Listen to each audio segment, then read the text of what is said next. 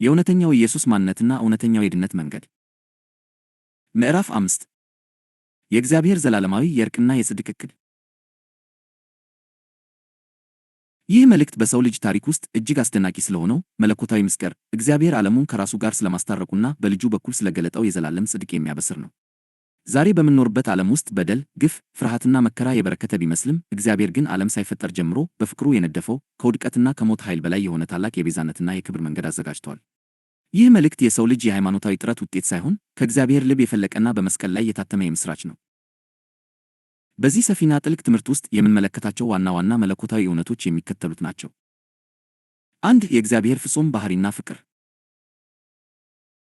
እግዚአብሔር ዓለምን የወደደው በቁጣ ተገፋፍቶ ወይም መሥዋዕት ፈልጎ ሳይሆን እርሱ ራሱ ፍቅር ስለሆነ ነው። ፍቅር ደግሞ ይቅር ባይና ሰብሳቢ እንጂ ተበቃይ አይደለም። በመስቀል ላይ የተገለጠው መሥዋዕትነት የእግዚአብሔርን ቁጣ ለማብረድ ሳይሆን የእግዚአብሔርን ፍቅር ለሰው ልጅ ለመግለጥና ሰውን ወደ ራሱ ለመሳብ የቀረበ መለኮታዊ ጥሪ መሆኑን በዝርዝር እንረዳለን። 2. ሁለንተናዊ ዕርቅ ዩኒቨርሳል ሪኮንሲሊዬሽን። ቅዱሳት መጻሕፍት ሁሉን ከራሱ ጋር ያስታርቅ ዘንድ ሲሉ ምን ማለታቸው ነው? ክርስቶስ በመስቀሉ ደም ሰላም አድርጎ በሰማይና በምድር ያሉትን ፍጥረታት ሁሉ የሚታዩትንና የማይታዩትን እንዴት ከራሱ ጋር እንደመለሰ እንመለከታለን። ይህ ዕርቅ ጥቂቶችን ብቻ ሳይሆን እያንዳንዱን የተፈጠረ መንፈስና መላውን አጽናፈ ዓለም የሚያካትት የእግዚአብሔር የድል አዋጅ መሆኑን በቅዱሳት መጻሕፍት ማስረጃነት እናረጋግጣለን። 3. የዘላለም ጽድቅና የዳንኤል 7ኛው ሳምንት። ነቢዩ ዳንኤል አስቀድሞ እንደተነበየው በሰባኛው የዓመታት ሳምንት መካከል ክርስቶስ እንዴት ዓመፅን እንደጨረሰ፣ ኃጢአትን እንደለቀመና የዘላለምን ጽድቅ ወደ ዓለም እንዳመጣ እናጠናለን። ይህ ጽድቅ የሕግ ፍጻሜ የሆነና በእምነት ለሚቀበሉት ሁሉ በነፃ የሚሰጥ መለኮታዊ ስጦታ መሆኑን እንረዳለን። 4. የእግዚአብሔር መንግሥት በውስጣችን። የእግዚአብሔር መንግሥት እንደ ምድራዊ መንግሥታት በመጠበቅ ወይም በውጫዊ ሥርዓት የምትመጣ ሳትሆን በመንፈስ ቅዱስ የሆነ ጽድቅ፣ ሰላምና ደስታ መሆኗን እንቃኛለን። ይህም መንግሥት በውስጣችን እንዳለ መለኮታዊ የሕይወት ዘር ሆኖ ፍጥረትን ሁሉ በእግዚአብሔር ክብር እስኪውጥ ድረስ እያደገ የሚሄድ ኃይል መሆኑን እንረዳለን። 5. ከመቆጠር ወደ መካፈል ከኢምፒዩትድ ወደ ኢምፓርትድ ጽድቅ። ጽድቅ በእምነት ከመቆጠር ኢምፒዩትድ አልፎ እንዴት ወደ ማንነታችንና ወደ ባሕሪያችን ታንሶ ወደ መካፈል ኢምፓርትድ እንደሚሸጋገር እንመለከታለን። እግዚአብሔር እኛን ጻድቅ ብሎ መጥራት ብቻ ሳይሆን በእውነትና በተግባር ጻድቅ እንድንሆን የሚያደርግበትን የውስጥ ሕይወት አሰራር እናብራራለን። 6. የእግዚአብሔር ልጆች መገለጥ። በመጨረሻም ፍጥረት ሁሉ በናፍቆት የሚጠብቀው የእግዚአብሔር ልጆች መገለጥ ምን እንደሆነና ዛሬ እግዚአብሔር ለሚመጣው ዘመን እየዘጋጀው ያለውን የልጅነት ማኅበር ሰንሺፕ ካምፓኒ ታላቅ ጥሪ እንመለከታለን። ይህ መልእክት ከደረቁ የሃይማኖት ቃላትና ወጎች አልፎ በውስጣችሁ ለሚኖረው ለክርስቶስ ሕይወት ኃይልና ጥበብ ልባችሁን የሚከፍት መለኮታዊ ብርሃን ነው። አንባቢው ይህንን መልእክት ሲያነብ እግዚአብሔር በእርሱ ሕይወት ውስጥ ለሚያደርገው ጥልቅና መሠረታዊ የተሃድሶ ሥራ ራሱን እንዲያዘጋጅና ወደ ክብሩ መንግሥት በሙላት እንዲገባ ተጋብዟል። አንተ ታናሽ መንጋ መንግሥትን ሊሰጣችሁ የአባታችሁ በጎ ፈቃድ ነውና አትፍሩ። ሉቃስ ምዕራፍ 12 ቁጥር 32። ዕርቅን ለማድረግ ቱ ሜክ ሪኮንሲሊዬሽን። አሁን ሰባተኛው ሳምንት ፍጻሜ እንዲያገኝ የተወሰነለትን ቀጣዩን ነገር ልብ ለማለት በድጋሚ ጥቂት እንቆም። በሕዝብህና በቅድስት ከተማ ላይ ዓመፃን ለመጨረስ ለኃጢአትም ማስተስሪያ ዕርቅ ለማድረግ 70 ሳምንታት የዓመታት ተቀጥረዋል። ትንቢተ ዳንኤል 9:24። በመጽሐፍ ቅዱስ ውስጥ በእግዚአብሔር የፍጥረትና የቤዛነት ዕቅድ ውስጥ ልዩ ትርጉም ያላቸው በርካታ ቃላት፣ ሐረጎችና አገላለጾች አሉ። ከእነዚህ የመጀመሪያው ሐረግ እግዚአብሔር የሰውን ልጅ ከመፍጠሩ በፊት ሰውን በመልካችን እንደ ምሳሌያችን እንፍጠር ሲል የተናገረው ቃል ነው። ይህም የእግዚአብሔር ዓላማ ሊጠቀሱ በሚችሉ ጥቂት ቃላት ተጠቃሎ የቀረበበት ነበር። ቀጥሎም ነቢዩ ኢሳይያስ ሕፃን ተወልዶልናልና ወንድ ልጅም ተሰጥቶናልና ብሎ ትንቢት ሲናገር መንፈስ ቅዱስ የመራቸው ቃላት ነበሩ። ከዚህም ጋር በተያያዘ መላእክት ለእረኞቹ ዛሬ በዳዊት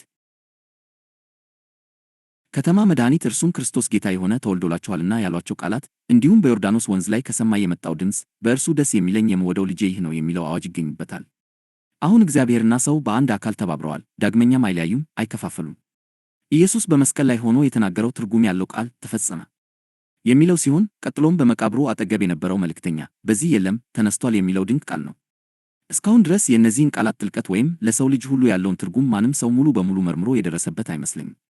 ስለማይመረመረው የክርስቶስ ባለጠግነትና ስለማይነገረው የቤዛነት ክብር ስፍር ቁጥር የሌላቸው መጻሕፍት ተጽፈዋል፣ ስብከቶች ተሰብከዋል፣ እንዲሁም ማራኪ መዝሙሮች ተዘምረዋል። ነገር ግን እውነቱን ለመናገር ማንም ገና የእነዚህን ክብራማና አስደናቂ እውነታዎች ጥልቀት አልደረሰበትም። ለእንደዚህ አይነት ቃላትና ሐረጎች ሌሎች ብዙ ምሳሌዎች ቢኖሩም በዚህ መልእክት ውስጥ እንድመለከተው የምንፈልገው ግን ጳውሎስ ወደ ቆላሲስ ሰዎች በጻፈው መልእክት ላይ የገለጸውን በእርሱ አማካኝነት ሁሉን ከራሱ ጋር ያስታርቅ ዘንድ የሚለውን አዋጅ ነው። ሙሉ ቃሉ እንዲህ ይላል፣ በሰማይና በምድር ያሉ የሚታዩና የማይታዩ ዙፋናት ቢሆኑ ወይም ጌትነት ወይም አለቅነት ወይም ሥልጣናት ሁሉ በእርሱ ተፈጥረዋልና ሁሉ በእርሱና ለእርሱ ተፈጥሯል። እርሱም ከሁሉ በፊት ነው፣ ሁሉም በእርሱ ተያይዞ ቆሟል። በመስቀሉ ደም ሰላም አድርጎ በሰማይ ወይም በምድር ያሉትን ሁሉ በእርሱ በኩል ከራሱ ጋር እንዲያስታርቅ ፈቅዷልና እናንተንም ቀድሞ በክፉ ሥራችሁ ተለይታችሁ በሐሳባችሁ ጠላቶች ለነበራችሁት አሁን አስታረቃችሁ። ወደ ቆላስይስ ሰዎች 1:16-17 20-21 በብሉይ ኪዳን ሪኮንሳይል ማስታረቅ የሚለው ቃል ትርጉሙ መሸፈን ወይም ማስተስሪያ ማድረግ ማለት ነው። በመሠዊያው ላይ የሚቀርቡት ብዙ መሥዋዕቶች የሕዝቡን ኃጢአት ለመሸፈን ያገለግሉ ነበር። ይህም በእግዚአብሔርና በሰው መካከል የተወሰነ አይነት ሰላም ይፈጥር ነበር። ሆኖም አቶንመንት ማስተስሪያ በሚለው ቃል ውስን ትርጉም ስር ለፍላጎታችን ሙሉ መልስ አናገኝም። ምክንያቱም እኛ የሚያስፈልገን ከኃጢአት መሸፈን በላይ ነው። ይልቁንም ዳግመኛ እንዳይታወስ ሙሉ በሙሉና ተፈጽሞ መወገድን ነው። ነገር ግን በእነዚያ መሥዋዕቶች በየዓመቱ የኃጢአት መታሰቢያ አለ። ወደ ዕብራውያን 10:3 አሁን ግን በዓለም ፍጻሜ ራሱን በመሥዋዕት ኃጢአትን ሊያስወግድ አንድ ጊዜ ተገልጧል። ወደ ዕብራውያን 9:26 በክርስቶስ ውስጥ ዳግመኛ የኃጢአት መታሰቢያ የለም፣ ምክንያቱም እርሱ አዲስ የፍጥረት ሕይወትን ያመጣል። አሮጌው ነገር ያልፋል፣ እነሆም ሁሉም ነገር አዲስ ይሆናል። የእንግሊዝኛው መዝገበ ቃላት ሪኮንሳይል የሚለውን ቃል ሲተረጉመው ማዋሃድ፣ ወደ ስምምነት መመለስ፣ መፍታት፣ ወጥ ወይም ተስማሚ ማድረግ ማለት ነው። በአዲስ ኪዳን ከእርቅ ጋር በተያያዘ የሚሰራበት መሠረታዊ የግሪክ ቃል አላሶ ይባላል። ይህ ቃል ግስ መለወጥ ወይም መለዋወጥ ማለት ነው።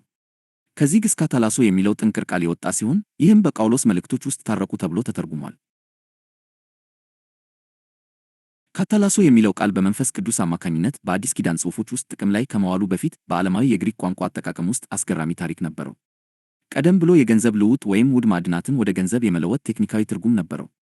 ቆይቶም ትርጉሙ ሰፋ ብሎ የአንድን ሰው ሕይወት ለጥቂት ደመወዝ እና ለጀብዱ እንደ ቅጥረኛ ወታደር አሳልፎ የመስጠትን ሐሳብ አካተተ። በመጨረሻም በሄለናዊ ጸሐፍት ዘንድ ቃሉ ተራርቀው የነበሩ ግለሰቦችንና ብሔራትን ማቀራረብን ለመግለጽ ዘወትር ጥቅም ላይ ሲውል ይገኛል። የባንክ ሂሳብ መግለጫ ደርሶት በውስጡ ያለው ቀሪ ሂሳብ እርስዎ በቼክቡክ የሂሳብ ደብተሮ ላይ ካሰፈሩት ጋር አለመስማማቱን ያወቁበት ጊዜ አለ። እንደዚያ ከሆነ ስለ መጽሐፍ ቅዱስ የእርቅ ትምህርት አንድ ነገር ያውቃሉ ማለት ነው። በባንኩ የታየው ቀሪ ሂሳብና በእርስዎ ደብተር ላይ ያለው ቀሪ ሂሳብ አንድ ካልሆኑ በአንዱ ወገን ስህተት መኖሩ አይቀሬ ነው። በአብዛኛው ሁኔታ እርስዎም እንደ እኔ እንደተረዱት ስህተቱ የእርስዎ ሊሆን ይችላል። ቀላል የሂሳብ ስህተት ወይም ደግሞ ገቢ የተደረገን ገንዘብ ወይም ሌላ ለውጥ መመዝገብ አለመቻል። ያም ሆነ ይህ የእርስዎን ቀሪ ሂሳብ ባንኩ ከሰጠዎት ጋር ሪኮንሳይል ማስታረቅ አስፈላጊ ይሆናል። ይህን ለማድረግ ስህተቱን ይከታተላሉ፣ ያስተካክላሉ፣ ድምሩን ይለውጣሉ እና በደብተርዎ ያለውን ቁጥር ባንኩ ከሰጠው ጋር ተመሳሳይ ያደርጋሉ። ስለዚህ የእርቅ መሠረታዊ ሐሳብ በደንብ መለወጥ፣ ከአንድ ከተወሰነ መስፈርት ወይም ደረጃ ጋር እንዲስማማ ወይም እንዲስተካከል ማድረግ ነው። በቤቱ የሂሳብ አያያዝ ሁኔታ ቀሪ ሂሳቦ ባንኩ በየወሩ በሚያወጣው መግለጫ ላይ ካለው መጠን ጋር እንዲስማማ ማስተካከል አስፈላጊ ሆኖ አግኝተውታል። በመለኮታዊ የሂሳብ አያያዝም ዲቫይን ቡክኪፒንግ ከመለኮታዊው መለኪያ ወይም ደረጃ ጋር ተዛብቶ በነበረው በሰው ልጅ የሂሳብ መዝገብ ላይ ማስተካከያ ማድረግ አስፈላጊ ሆኖ ተገኝቷል። እግዚአብሔር አለመመጣጠኑን ያመጡትን ስህተቶች፣ ኃጢአትን በማረም የሰውን ሂሳብ ከመለኮታዊው መለኪያ ጋር ለማስማማት ያደረገው ተግባር በኢየሱስ ክርስቶስ ሞትና ትንሣኤ ተከናውኗል። አሁን ይህ ወደ አንድ ትልቅ ቁም ነገር ይመራናል። ብዙ ጊዜ የክርስቶስ ሞት አስፈላጊ የሆነው እግዚአብሔርን ከሰው ጋር ለማስታረቅ ነው ሲባል እንሰማለን። ይህ ለመንፈስ ቅዱስ ቋንቋ እና እንዲያውም ሪኮንሳይል ለሚለው ቃል ግልጽ ትርጉም ትኩረት ባለመስጠት የሚመጣ ሃይማኖታዊ ስንፍና ነው። እግዚአብሔር መቼም ቢሆን አይለወጥም፣ ከመደበኛውና ከእውነተኛው ማንነቱ ፈቀቅ አይልም። እርሱ የታመነ ሆኖ ይኖራል። በእርሱ በኩል ምንም አይነት መዛባት፣ ግራ መጋባት ወይም መራራቅ አልነበረም፣ ሊኖርም አይችልም። ስለሆነም እርሱን ከእኛ ጋር የማስታረቅ አስፈላጊነት አልነበረም። እንዲያውም ነገሩ የዚህ ተቃራኒ ነበር። የጠፋው ሰው ነበረ ጠላት የነበረውና መታረቅ የሚያስፈልገውም እርሱ ሰው ነበር። ስለዚህ እንደሚጠበቀውም ቅዱሳት መጻሕፍት እግዚአብሔርን ከሰው ጋር ስለማስታረቅ ፈጽሞ አይናገሩም። በአዲስ ኪዳን ውስጥ እንዲህ ያለ አገላለጽ አይገኝም። እግዚአብሔር በክርስቶስ ሆኖ ዓለሙን ከራሱ ጋር ያስታርቅ ነበርና በደላቸውን አይቆጥርባቸውም ነበር። ደግሞም ሁሉ ከእግዚአብሔር ነው፣ እርሱ በክርስቶስ ከራሱ ጋር ያስታረቀን። ሁለተኛ ወደ ቆሮንቶስ ሰዎች ምዕራፍ 5 ቁጥር 18-19 በአንድ ቃል እግዚአብሔር በታላቅ ምሕረቱና በጸጋው በክርስቶስ መስቀል አማካኝነት እኛን ወደ ራሱ የመለሰን እርሱ ነው። እያንዳንዱ ነፍስ ከእግዚአብሔር ጋር በጦርነት ላይ ነበረች። እርቅ እንዲፈጠር ደግሞ በግለሰቡና በፈጣሪ መካከል ያለው ጦርነትና ጠላትነት ማቆም አለበት። ስለዚህ መልስ ሊገኝለት የሚገባው ጥያቄ በነፍስና በእግዚአብሔር መካከል ያለው ጦርነት እንዴት ሊቆም ይችላል የሚለው ነው። የመልሱ የመጀመሪያ ክፍል ጦርነቱ መኖሩን ማወቅና እውነታውን መናዘዝ እንዳለብን ነው። በእርሱና በእግዚአብሔር መካከል ምንም ችግር እንደሌለ አጥብቆ የሚከራከር ሰው እውነትን እያሸሸ ነው። በሰው ልጅ ኢጎ፣ ራሱን የመፈለግ ዝንባሌና በኃጢአተኛ ልቡ ተፈጥሮ ምክንያት በእያንዳንዱ ሰውና በእግዚአብሔር መካከል ጦርነት አለ። እግዚአብሔር ጦርነቱ መኖሩን ይናገራል፣ እኛም አምነን መቀበል አለብን። ጳውሎስ ጉዳዩን በማያሻማ ሁኔታ እንዲህ ገልጾታል። እንደ ሥጋ ፈቃድ የሚኖሩ የሥጋን ነገር ያስባሉና እንደ መንፈስ ፈቃድ የሚኖሩ ግን የመንፈስን ነገር ያስባሉ። ስለ ሥጋ ማሰብ ሞት ነውና ስለ መንፈስ ማሰብ ግን ሕይወትና ሰላም ነው። ስለ ሥጋ ማሰብ በእግዚአብሔር ዘንድ ጥል ነውና ለእግዚአብሔር ሕግ አይገዛምና መገዛትም ተስኖታል። ወደ ሮሜ ሰዎች 8:5-8 ፊልጵስ እነዚህን ጥቅሶች በስዕላዊ መልክ እንዲህ ተርጉሟቸዋል። የሥጋዊ አመለካከት ከተፈጥሯዊ ነገሮች በላይ አያይም፣ መንፈሳዊ አመለካከት ግን የመንፈስን ነገሮች ይሻል። የቀድሞው አመለካከት በቀጥታ ሲነገር ሞት ማለት ነው፣ የማለኛው ግን ሕይወትና ውስጣዊ ሰላም ማለት ነው። ይህ ደግሞ የሚጠበቅ ነው፣ ምክንያቱም ሥጋዊ አመለካከት ግድ ሳይሆን ከእግዚአብሔር ዓላማ ጋር ይቃረናል፣ የሕጉንም መንገድ መከተል አይችልም፣ አይፈልግም። ይህ አመለካከት ያላቸው ሰዎች እግዚአብሔርን ደስ ሊያሰኙት ከቶ አይችሉም። በሁለት አገራት መካከል ያለው ጦርነት እንዴት እንደሚያበቃ እስቲ ይመርምር። አንድ ፈረንሳዊ የሀገር መሪ ጦርነትን ተከትለው የሚመጡት ሁለት አይነት ሰላሞች ብቻ መሆናቸውን በአንድ ወቅት ጠቁመዋል። በአሸናፊው ድል በተነሱት ላይ የሚጫን ሰላም ወይም ድል የተነሱት እጃቸውን በመስጠት የሚቀበሉት ሰላም። በግዳጅ በሚጫን ሰላምና በራስ ፈቃድ በሚቀበሉት ሰላም መካከል ሰፊ ልዩነት አለ። በሰውና በእግዚአብሔር መካከል ሰላም ሊኖር የሚችለው ውሉ በእግዚአብሔር ራሱ ሲወሰን እንደሆነ ግልጽ መሆን አለበት። ዘላለማዊው እግዚአብሔር ሁሉን አዋቂና ሁሉን ቻይ የሆነው መንገዱን ማግኘት አለበት። እሱ በአጽናፈ ዓለም ውስጥ ብቸኛው ትክክለኛ መንገድ ነው። ሌላው መንገድ ሁሉ የፍጡር የራስ ፈቃድ፣ የምድራዊነት መንገድ፣ የውስንነት፣ የዕውርነትና የሟችነት መንገድ ነው። ፈቃዳቸውን ለፈጣሪ የማያስገዙ ሰዎች ወደ አስፈሪው የፍርድ መንገድ ይሄዳሉ። ሆኖም የእኛ አቋምና ሁኔታ መከላከያ የሌለው ቢሆንም ሁሉን የመወሰን መብት ያላቸው ይመስል ከእግዚአብሔር ጋር ሰላማቸውን ስለመፍጠር የሚናገሩ ነበሩ። ይህ ሐረግ በሰዎች መካከል ያለን ልዩነት ለመፍታት ለረጅም ጊዜ ጥቅም ላይ ውሏል። ሼክስፒር በትዌልቭዝ ናይት በተባለው መጽሐፍ ውስጥ ካሉት ገጸ ባህሪያት አንዱ ከቻልኩ ከእሱ ጋር ሰላምህን እፈጥርልሃለሁ ሲል አስፍሯል። ቶማስ ፉለር አንድ ሰው ከእግዚአብሔር ጋር ሰላም ስለመፍጠር የተናገረ የመጀመሪያው ሰው ይመስላል። ነገር ግን ሐረጉ ስህተትና ከጉዳዩ ጋር የማይሄድ ትርጉም የለሽ ነው። እግዚአብሔር ላንተ ያዘጋጀልህን ደስታ ለማወቅ ከፈለግህ ያንን ሐሳብ ከአእምሮህ ማውጣት አለብህ። እግዚአብሔር አስቀድሞ ሰላሙን እንደፈጠረና አንተ ዝም ብለህ መቀበል እንዳለብህ መገንዘብ አለብህ። ወደ እግዚአብሔር ስትመጣ የሚገርመው ነገር እርሱን ለአንተ መሐሪ ሆኖ ታገኘዋለህ። በእግዚአብሔር ተስፋዎች ላይ ራሱን የሚጥል ሰው እግዚአብሔር አፍቃሪ መድኃኒት መሆኑን ይረዳል። እግዚአብሔር አስቀድሞ ሰላም አድርጓል፣ ያችንም ነፍስ በጸጋና በቸርነት ለመቀበል ዝግጁ ነው። ወደ ቆላሲስ ሰዎች በተጻፈው መልእክት ውስጥ ስለ ጌታ ኢየሱስ ክርስቶስ እንዲህ እናነባለን። ሙላት ሁሉ በእርሱ እንዲኖር አብ ፈቅዷልና በመስቀሉ ደም ሰላም አድርጎ በሰማይ ወይም በምድር ያሉትን ሁሉ በእርሱ በኩል ከራሱ ጋር እንዲያስታርቅ ፈቅዷልና። ወደ ቆላሲስ ሰዎች 1:19-20 በተለይ የግሱ ጊዜ ትኩረት ስጥ። ሰላም አድርጎ አስቀድሞ የፈጸመው ይህ እጅግ አስፈላጊ ነው። እግዚአብሔር ሰላምን አድርጓል። እግዚአብሔር ካደረገው ሰላም ውጪ ሊደረግ የሚችል ሌላ ሰላም የለም። ከእግዚአብሔር ጋር ሰላም ስለመፍጠር የሚያወራ ሰው አላዋቂ ነው። እግዚአብሔር አስቀድሞ ያደረገውንም ሰላም ይክዳል። እግዚአብሔር በመስቀል ላይ ካደረገው ሰላም ውጪ ከሰው ጋር ሌላ ሰላም አይኖረውም። እግዚአብሔር ለዚህ ሰላም ደንቦቹን አስቀምጧል። እነዚህንም ደንቦች በልጁ ሞት አጽንቷል። ሰላም ሊኖር የሚችለው በሰው መንገዶች ሞት፣ በሰው ፈቃድ ሞት፣ በሰው አመለካከትና ጠላትነት ሞት ብቻ እንደሆነ አውቃል። በዚህ ሁሉ ውስጥ እግዚአብሔር ፈጽሞ አይለወጥም። ነገር ግን እግዚአብሔር በሰው ላይ ታላቅ ሥራን ይሠራል። ሰውን በመስቀል ላይ በክርስቶስ ውስጥ ያኖረዋል። ማንነቱንና ሥራውን ሁሉ ይሰቅላል። ከዚያም ሞት አውጥቶ በክርስቶስ ኢየሱስ ወደ አዲስ ፍጥረት ትንሣኤ ያመጣዋል። ኦ ድንቅነቱ! አሁን ደግሞ ሙሉ በሙሉ እጅ በመስጠትና ያለ ምንም ቅድመ ሁኔታ በመገዛት ብትመጣ እግዚአብሔር ለአንተ ሰላም ብቻ መሆኑን ታገኘዋለህ። ለፈቃዱ ለሚገዙት ሁሉ እግዚአብሔር የሚፈጽመውን የዓላማ ሙላት ፉልነስ ኦፍ ፐርፐዝ ማግኘት የምትችለው ያኔ ነው። እግዚአብሔር የገዛ ልጁን የራሱን ቁጣ ለማብረድ እንደ ፕሮፒሺዬሽን ማስተስሪያ መስጠት ነበረበት ብሎ በክፋት መክሰስ ለመድኃኒታችን አምላክ ምንኛ የሚዘገንን ስድብ ነው። ምንም እንኳን ይህ ይቅርታ የማይደረግለት ውሸት ከመድረክና ከአየር ሞገድ ዘወትር የምንሰማው ቢሆን፣ ሰባኪዎች እግዚአብሔርን በኃጢአትና በኃጢአተኞች ላይ በጣም የተቆጣ በኃይል የተቆጣና ራሱን የሳተ አድርገው ይስሉታል። በሮማውያን መስቀል ላይ የልጁን ደማዊ ላብና ጨካኝ አስከፊ ሞት በማየት ብቻ ሊበርድ የሚችል የማይቆጣጠረው ቁጣ እያወጣ እንደሆነ አድርገው ይገልጹታል። እግዚአብሔርን በደም መለመንና መረጋጋት ያለበት የቁጣ አምላክ አድርገው የሚስሉ ስብከቶችና መዝሙሮች ሁሉ አረማዊ ናቸው፣ ተከምረው በእሳት መቃጠል አለባቸው። የብሉይ ኪዳን መሥዋዕቶች በእርሱ ዕርቅ ውስጥ ለእኛ ያለውን የእግዚአብሔርን ፍቅር እንደሚያሳዩ መገለጫዎች ያገለግላሉ። እስራኤል ወደ እግዚአብሔር ያመጣው ማንኛውም ነገር በእርሱ ትእዛዝ ኮማንድ የቀረበና በእርሱ ላይ ያላቸውን ጥገኝነት የሚገልጽ ነበር።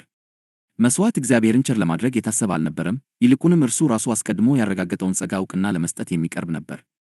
እያንዳንዱ መሥዋዕት የሚቀርበው ከዚህ አመለካከት በመነሳት እንጂ የተቆጣንና ጠላት የሆነን አምላክ ለማብረድ ከሚል ማንኛውም ሐሳብ ነፃ በሆነ መንገድ ነበር።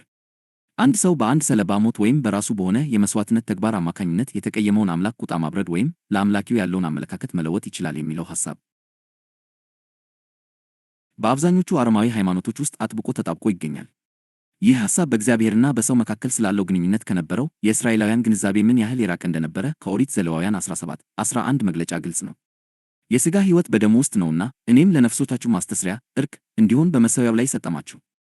ኦሪት ዘሌዋውያን 17:11 አሃ እግዚአብሔር መሥዋዕቱን የሰጠው ለሰው ያለውን አመለካከት ለመለወጥ ሳይሆን ስለ ሰው የሆነን ነገር ለመለወጥ ነው። የመሥዋዕቱ ደም እንዴት የእግዚአብሔርን ቁጣ አብርዶ ለሰው መሐሪ እንዲሆን ሊያደርገው ይችላል? መሥዋዕቱን የሰጠው ራሱ የእግዚአብሔር ቸርና አፍቃሪ ባሕሪ ነው። እኔ በመሠዊያው ላይ ሰጠማችሁ። የመሥዋዕቱ ደም ወደ እግዚአብሔር እንዳልነበረ እግዚአብሔርን ቸር ለማድረግ እንዳልረዳ ምንኛ ግልጽ ነው። ምክንያቱም በደል የተፈጸመበት እርሱ ራሱ የዕርቁን መንገድ አዘጋጅቷልና።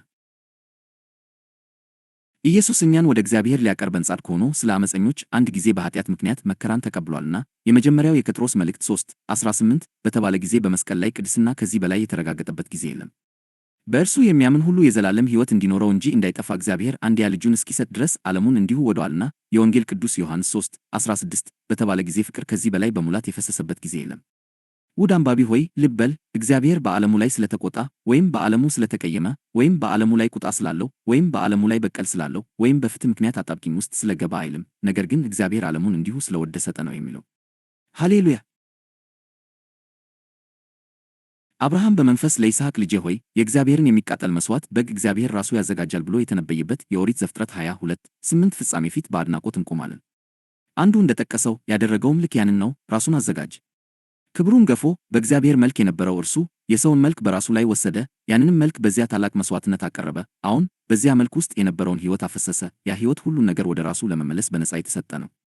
እኛ በእርሱ ሆነን የእግዚአብሔር ጽድቅ እንሆን ዘንድ ኃጢአት ያላወቀውን እርሱን ስለ እኛ ኃጢአት በግሪክ በቀጥታ የኃጢአት መሥዋዕት አደረገው። ሁለተኛ ወደ ቆሮንቶስ ሰዎች 5:21 በተባለ ጊዜ ጸጋ ከዚህ በላይ በግርማዊ አሰራሩ የተገለጠበት ጊዜ የለም።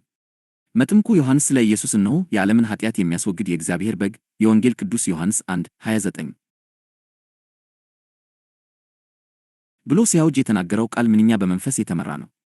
አሃ ይህ በግ ቁጣን ለማብረድ የቀረበ መሥዋዕት አልነበረም። ጠላት የሆነውን ዓለም ከራሱ ጋር ለማስታረቅ የእግዚአብሔር ጸጋ፣ ምሕረት፣ ፍቅርና ሕይወት ፍጹም እና ዓላማ ያለው አካል ነበር።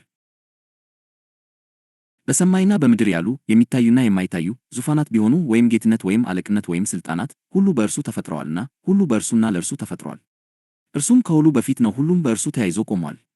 በመስቀሉ ደም ሰላም አድርጎ በሰማይ ወይም በምድር ያሉትን ሁሉ በእርሱ በኩል ከራሱ ጋር እንዲያስታርቅ ፈቅዷል። እናንተንም ቀድሞ በክፉ ሥራችሁ ተለይታችሁ በሐሳባችሁ ጠላቶች ለነበራችሁት አሁን አስታረቃችሁ።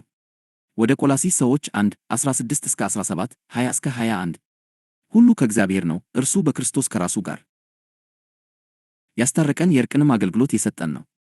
እግዚአብሔር በክርስቶስ ሆኖ ዓለሙን ከራሱ ጋር ያስታርቅ ነበርና በደላቸውን አይቆጥርባቸውም ነበር፣ በእኛም የዕርቁን ቃል አኖረ። እንግዲህ እግዚአብሔር በእኛ እንደሚማልድ ስለ ክርስቶስ ምስክተኞች ነን። ከእግዚአብሔር ጋር ታረቁ ብለን ስለ ክርስቶስ እንለምናችኋለን። ሁለተኛ ወደ ቆሮንቶስ ሰዎች 5:18-20 ማንኛውም ሰው ወይም በምድርም ሆነ በሰማይ ያለ ማንኛውም ፍጡር ራሱን ከዚህ እጅግ ውድ ከሆነው አገልግሎት ከዕርቅ አገልግሎት ማግለል ፈጽሞ አይችልም።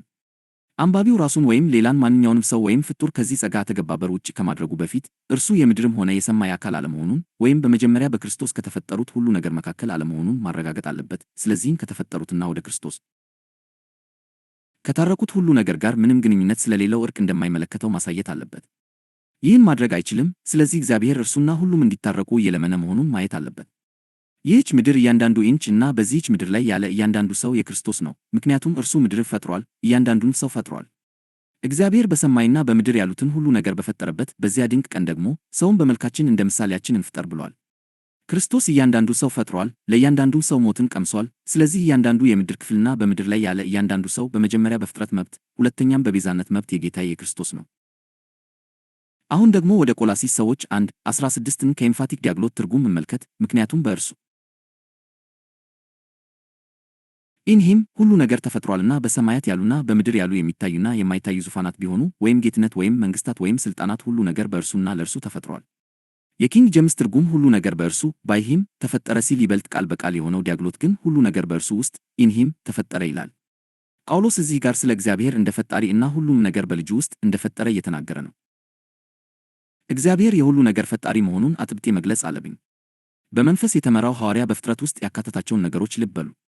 በሰማያት ያሉ ሁሉ ነገሮች ወይም ገዢ አካል የሆኑትና የሚያወቅሩት ነገሮች ሁሉ ሰማያት ይገዛሉ። ትንቢተ ዳንኤል 4:26 በምድር ያሉ ነገሮች ሁሉ ወይም ተገዢ የሆኑትን ወይም በስልጣን ስር ያሉትን ንጥረ ነገሮች የሚያዋቅሩ ነገሮች ሁሉ፣ የሚታዩ ነገሮች ሁሉ ወይም በአካላዊ የስሜት ሕዋሳት ሊታወቁ የሚችሉ ነገሮች ሁሉ፣ ዓይኖች የሚያዩት ሁሉ፣ ጆሮዎች የሚሰሙት ሁሉ፣ ልንዳስሰው፣ ልንሰማው፣ ልንቀምሰው ወይም ልናሸተው የምንችለው ሁሉ በእግዚአብሔር ተፈጥሯል።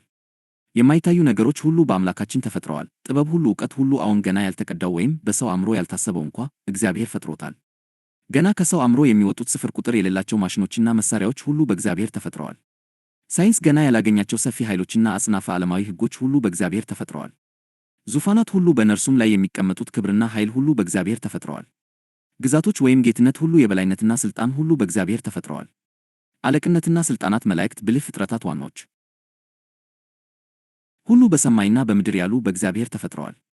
እናም እጅግ የሚያስደንቀን እነዚህ ሁሉ በእግዚአብሔር መፈጠራቸው ብቻ ሳይሆን በመስቀሉ ደም እነዚህ ሁሉ ነገሮች በሰማይና በምድር ካለው እግዚአብሔር ጋር የታረቁ መሆናቸው ነው። ይህም በሰማያዊ ስፍራ ያሉ አለቅነትና ሥልጣናት መታረቅ እንደሚያስፈልጋቸውና በእግዚአብሔር ልጅ ደም መታረቃቸውን ያሳያል። አዳኙ ሰማያዊ አካል እንዲሁም ምድራዊ አካል የሆነው ለዚህ ነው። እርሱ ከሰማይ የመጣና በምድር ላይ ሥጋ የሆነ ቃል ነበር። ሰማይና ምድር በአንድነት የተዋሃዱበት ስለሆነም ልጁ እንዲህ ሊል የቻለው ከሰማይ ከወረደው በቀር ወደ ሰማይ የወጣ ማንም የለም፣ እርሱም በሰማይ የሚኖረው የሰው ልጅ ነው። የወንጌል ቅዱስ ዮሐንስ 3:13 እግዚአብሔር ይመስገን በሰማያት ያሉ አለቅነትና ሥልጣናት እንኳ ከሰማይ በሆነው በምድር በተወለደው እና ሁለቱንም ዓለማት በራሱ ውስጥ አንድ አድርጎ ባስታረቀው ሰው በመስቀሉ ደም በተገኘው ክብራማ ዕርቅና ሰላም ውስጥ ተካተዋል። ክብር ይሁን። እግዚአብሔር የሁሉ ነገር ፈጣሪ ከሆነ እንግዲያውስ እግዚአብሔር የሁሉ ነገር ምንጭ ነው የሚለው ግድ ይላል። በወደ ሮሜ ሰዎች 11:36 ላይ ከዲያግሎት ትርጉም እንዲህ እናነባለን። ምክንያቱም አውት ኦፍ ሂም ከእርሱ እና ስሩ ሂም በእርሱ በኩል እና ፎር ሂም ለእርሱ ሁሉ ነገር ስለሆነ ለዘላለም ለእርሱ ክብር ይሁን አሜን። ሁሉ ነገር ከእግዚአብሔር ነው። ሁሉ ነገር በእርሱ በኩል ነው። ሁሉ ነገር ለእርሱ ነው እና ሁሉ ነገር ወደ እርሱ ነው። መጨረሻውም በእርሱ ውስጥ ነው። ግልጽ የሆነው አተረጓጎም በጉድ ስፒድ የቀረበው ነው። ሁሉም ነገር ከእርሱ ይመጣል። ሁሉም ነገር በእርሱ በኩል ይኖራልና ሁሉም ነገር በእርሱ ያበቃል። ለዘላለም ለእርሱ ክብር ይሁን አሜን። አምፕሊፋይድ ባይብል ደግሞ እንዲህ በሚያምር ሁኔታ ይገልጸዋል። ሁሉ ነገር ከእርሱ በእርሱ በኩልና ወደ እርሱ ነውና ሁሉ ነገር በእርሱ ይጀምራል፣ ከእርሱም ይመጣል። ሁሉ ነገር በእርሱ በኩል ይኖራልና ሁሉ ነገር በእርሱ ላይ ያተኩራል። በእርሱም ውስጥ ኮንሰሜት ፍጻሜውን ለማግኘትና ለማቆም ይጥራል። ለእርሱ ለዘላለም ክብር ይሁን አሜን። እንዲሁ ይሁን። አንዳንድ የተሳሳቱ ግለሰቦች የሁሉ ነገሮች ቲንግስ ዕርቅ ማለት ሰዎችን ወይም አካላትን አይጨምርም ብለው ይከራከራሉ። ነገር ግን እባካችሁ ንገሩን፣ በጠቅላላው ሰፊ አጽናፈ ዓለም ውስጥ ከሰውና ከሌሎች ፍጥረታት ውጭ በእግዚአብሔር ቃል ውስጥ የእግዚአብሔር ጠላቶች፣ ከእግዚአብሔር የተለዩ፣ እግዚአብሔርን ተሳዳቢዎች፣ እግዚአብሔርን ጠላቶች ወዘተ ተብለው ዕርቅ የሚያስፈልጋቸው የተገለጹት የትኞቹ ነገሮች ናቸው? እነዚህ የግል ባሕርያትና ሕልውና ያላቸው ስለሆነ ተራ ቢሮዎች ወይም የመንግሥት የሥልጣን ቦታዎች አይደሉም። እናም የቆላስይስ ሰዎች ራሳቸው ሊታረቁ ከሚገባቸው ሁሉ ነገር መካከል አንዱ መሆናቸው የማይካድ እውነት ነው። በእርሱ አማካኝነት ሁሉን ከራሱ ጋር ያስታርቅ ዘንድ እናንተንም ቀድሞ በክፉ ሥራችሁ ተለይታችሁ በሐሳባችሁ ጠላቶች ለነበራችሁት አሁን አስታረቃችሁ። ወደ ቆላስይስ ሰዎች 1:20-21 በእነዚህ ጥቅሶች ውስጥ ያለው ማስረጃ ሊታረቁ የተባሉት ሁሉ ነገሮች ሕያው ፍጥረታት መሆናቸውን ያለ ጥርጥር ያሳያል። እግዚአብሔር ያዘጋጀውን ሁሉን አቀፍ ዕርቅ ላለመቀበል ምክንያት የሚፈልጉና መንፈስ ቅዱስን ዘወትር የሚቃወሙ ካልሆኑ በቀር እዚህ ጋር ሰዎችን ማለቱ ለማንኛውም ሰው ግልጽ ነው። ነገሮች ማለት ሰዎች አይደሉም ወይም ሁሉ ነገር ሁሉም ሰዎች አያካትትም ማለት የቅዱሳት መጻሕፍትን ምስክርነት በሙሉ መቃረን ነው። በእርግጥ ሁሉ ነገር ሁሉም ሰዎች ያካትታል። ብዙ ጥቅሶችን መጥቀስ ይቻላል፣ ነገር ግን ነጥቡን ለማረጋገጥ ሁለቱን ብቻ በአጭሩ ላካፍላችሁ። እንግዲህ ማንም በሰው አይመካ። ሁሉ ነገር የእናንተ ነውና ጳውሎስ ቢሆን አጵሎስም ቢሆን ኬፋም ቢሆን ዓለምም ቢሆን ሕይወትም ቢሆን ሞትም ቢሆን ያለውም ቢሆን የሚመጣውም ቢሆን ሁሉ የእናንተ ነው። የመጀመሪያው ወደ ቆሮንቶስ ሰዎች 3:21-22 ጳውሎስ የቅዱሳን ናቸው ብሎ ከዘረዘራቸው ሁሉ ነገር መካከል ሰዎች ጳውሎስ፣ አጵሎስ እና ኬፋ እንደሚገኙበት ለማንም ግልጽ መሆን አለበት። እንደ ዓለም ሕይወት እና ሞት ያሉ ሌሎች ነገሮችም ከነርሱ ጋር እንደ ነገሮች ተካተዋል። በቅዱሳት መጻሕፍት ውስጥ የተባረከው ጌታችን ኢየሱስ ክርስቶስ እንኳ ነገር ቲንግ ተብሎ ተጠርቷል። መልአኩም መለሰ አላት፣ ከአንቺ የሚወለደው ያ ቅዱስ ነገር ሆሊ ቲንግ የእግዚአብሔር ልጅ ይባላል። የወንጌል ቅዱስ ሉቃስ 1:35 ሁሉ ነገር ከሰው ውጭ የሆነ ሌላ ነገር ነው ማለት አታላይነት ነው። ጳውሎስ እኛንና መስማት የሚችል ጆሮ ያለውን ሁሉ እያስተማረ ያለው ሁሉ ነገር፣ ሰዎች ሁሉ እና እያንዳንዱ የተፈጠረ መንፈስ በሰማይም ይሁን በምድር የሚታይ ይሁን የማይታይ በሚያስደንቅና በክብር ከእግዚአብሔር ጋር የመታረቅ ንቃተ ሕሊና ውስጥ የሚኖርበት ዩኒቨርሳል ሪኮንሲሊዬሽን ሁለንተናዊ ዕርቅ የሚመጣበት ጊዜ እንዳለ ነው። ይህ ታላቅ ዝግጅት በጌታችን ኢየሱስ ክርስቶስ በቀራንዮ በ31 ዓመተ ጸደይ ወቅት ዳንኤል አስቀድሞ ከመፈጸሙ ከ486 ዓመታት በፊት ትንቢት እንደተናገረው በሰባኛው ሳምንት እኩሌታ መካከለኛ ላይ ተፈጽሟል። ኦ ድንቅነቱ! ሪኮንሲሊዬሽን ሁለንተናዊ እርቅ የሚመጣበት ጊዜ እንዳለ ነው። ይህ ታላቅ ዝግጅት በጌታችን ኢየሱስ ክርስቶስ በቀራንዮ በ31 ዓመተ ጸደይ ወቅት ዳንኤል አስቀድሞ ከመፈጸሙ ከ486 ዓመታት በፊት ትንቢት እንደተናገረው በሰባኛው ሳምንት እኩሌታ መካከለኛ ላይ ተፈጽሟል። ኦ ድንቅነቱ! የዘላለም ጽድቅ! አሁን ክርስቶስ በታዋቂው በሰባኛው የዳንኤል ሳምንት መካከል ለመላው የሰው ዘር የፈጸመለትን አራተኛውን ነገር እንመለከታለን። ዓመፅን ይጨርስ ዘንድ፣ ኃጢአትንም ይለቅም ዘንድ፣ በደልንም ያስተሰርይ ዘንድ፣ የዘላለምን ጽድቅ ያመጣ ዘንድ በሕዝብና በቅድስት ከተማ ላይ 70 ሳምንታት ተቀጥረዋል። ትንቢተ ዳንኤል 9:24። እነዚህ ትንቢታዊ 490 ዓመታት የዘላለምን ጽድቅ ወደ ዓለም ለማምጣት የተወሰኑ ነበሩ። ለረጅም ጊዜ ሲጠበቅ የነበረው መሲህ ይህንን ለመፈጸም በዚያው በሰባኛው ሳምንት መጣ። ሐዋርያው ጳውሎስም ወደ ፊልጵስዩስ ሰዎች በጻፈው መልእክቱ በመንፈስ አነሳሽነት እንዲህ ሲል ገልጾታል። ነገር ግን ለእኔ ረብ የነበረውን ሁሉ ስለ ክርስቶስ እንደ ጉዳት ቆጥረዋለሁ። አሁን በእውነት ስለሚበልጠው ስለ ጌታዬ ስለ ክርስቶስ ኢየሱስ ዕውቀት ሁሉን እንደ ጉዳት እቆጥራለሁ። ስለ እርሱ ሁሉን ተጎዳው፣ ክርስቶስንም አገኝ ዘንድ በክርስቶስም በማመን የሚገኘውን ጽድቅ ማለት በእምነት ከእግዚአብሔር የሚገኘውን ጽድቅ እንጂ ከሕግ የሚሆን የራሴን ጽድቅ ሳይኖረኝ በእርሱ እገኝ ዘንድ ሁሉን እንደ ድፍ እቆጥራለሁ። ወደ ፊልጵስዩስ ሰዎች 3:7-9። አሁን የሚከተሉትን ጥቅሶች ልብ በሉ። ስለዚህ የሕግን ሥራ በመሥራት ሥጋ የለበሰ ሁሉ በእርሱ ፊት አይጸድቅም፣ ኃጢአት በሕግ ይታወቃልና። አሁን ግን በሕግና በነቢያት የተመሰከረለት ያለ ሕግ የሚገኘው የእግዚአብሔር ጽድቅ ተገልጧል። እርሱም ለሚያምኑ ሁሉ የሆነ በኢየሱስ ክርስቶስ በማመን የሚገኘው የእግዚአብሔር ጽድቅ ነው። ራሱ ጻድቅ እንዲሆን በኢየሱስም የሚያምነውን እንዲያጸድቅ አሁን በዚህ ዘመን ጽድቁን ያሳይ ዘንድ ነው። ወደ ሮሜ ሰዎች 3:20-22 እና 26። በአንዱ ሰው አለመታዘዝ ብዙዎች ኃጢአተኞች እንደሆኑ እንዲሁ ደግሞ በአንዱ መታዘዝ ብዙዎች ጻድቃን ይሆናሉ። ወደ ሮሜ ሰዎች 5:19። ከሥጋ የተነሳ ስለ ደከመ ለሕግ ያልተቻለውን እግዚአብሔር የገዛ ልጁን በኃጢአተኛ ሥጋ ምሳሌ በኃጢአትም ምክንያት ልኮ በሥጋ ኃጢአትን ፈርዶበታልና እንደ መንፈስ ፈቃድ እንጂ እንደ ሥጋ ፈቃድ በማመላለስ በእኛ የሕግ ጽድቅ ይፈጸም ዘንድ። ወደ ሮሜ ሰዎች 8:3-4። ወንድሞች ሆይ የልቤ መሻትና ስለ እስራኤል ወደ እግዚአብሔር የምጸልየው ጸሎት እንዲድኑ ነው። የእግዚአብሔርን ጽድቅ ሳያውቁ የራሳቸውንም ጽድቅ ሊያቆሙ ሲፈልጉ ለእግዚአብሔር ጽድቅ አልተገዙምና። የሚያምኑ ሁሉ ይጸድቁ ዘንድ ክርስቶስ የሕግ ፍጻሜ ነውን። ሰው በልቡ አምኖ ይጸድቃልና በአፉም መስክሮ ይድናልና። ወደ ሮሜ ሰዎች 10:1-3-4 እና 10። የእግዚአብሔር መንግሥት ጽድቅና ሰላም በመንፈስ ቅዱስም የሆነ ደስታ ናት እንጂ መብልና መጠጥ አይደለችምና። ወደ ሮሜ ሰዎች 14:17። ነገር ግን የሚመካ በጌታ ይመካ ተብሎ እንደ ተጻፈው ይሆን ዘንድ ከእግዚአብሔር ዘንድ ጥበብና ጽድቅ ቅድስናም ቤዛነትም በተደረገልን በክርስቶስ ኢየሱስ የሆናችሁት ከእርሱ ነው። አንደኛ ወደ ቆሮንቶስ ሰዎች 1:30-31። እርሱም ደግሞ ለፊደል ሳይሆን ለመንፈስ ለሆነ ለአዲስ ኪዳን አገልጋዮች እንሆን ዘንድ አበቃን። ፊደል ይገድላልና መንፈስ ግን ሕይወትን ይሰጣል። ያ የሞት አገልግሎት በፊደላት በድንጋይ ላይ የተቀረጸው በክብር ከሆነ የጽድቅ አገልግሎት በክብር እጅግ አብልጦ እንዴት አይበልጥም? ሁለተኛ ወደ ቆሮንቶስ ሰዎች 3:6 እና 9።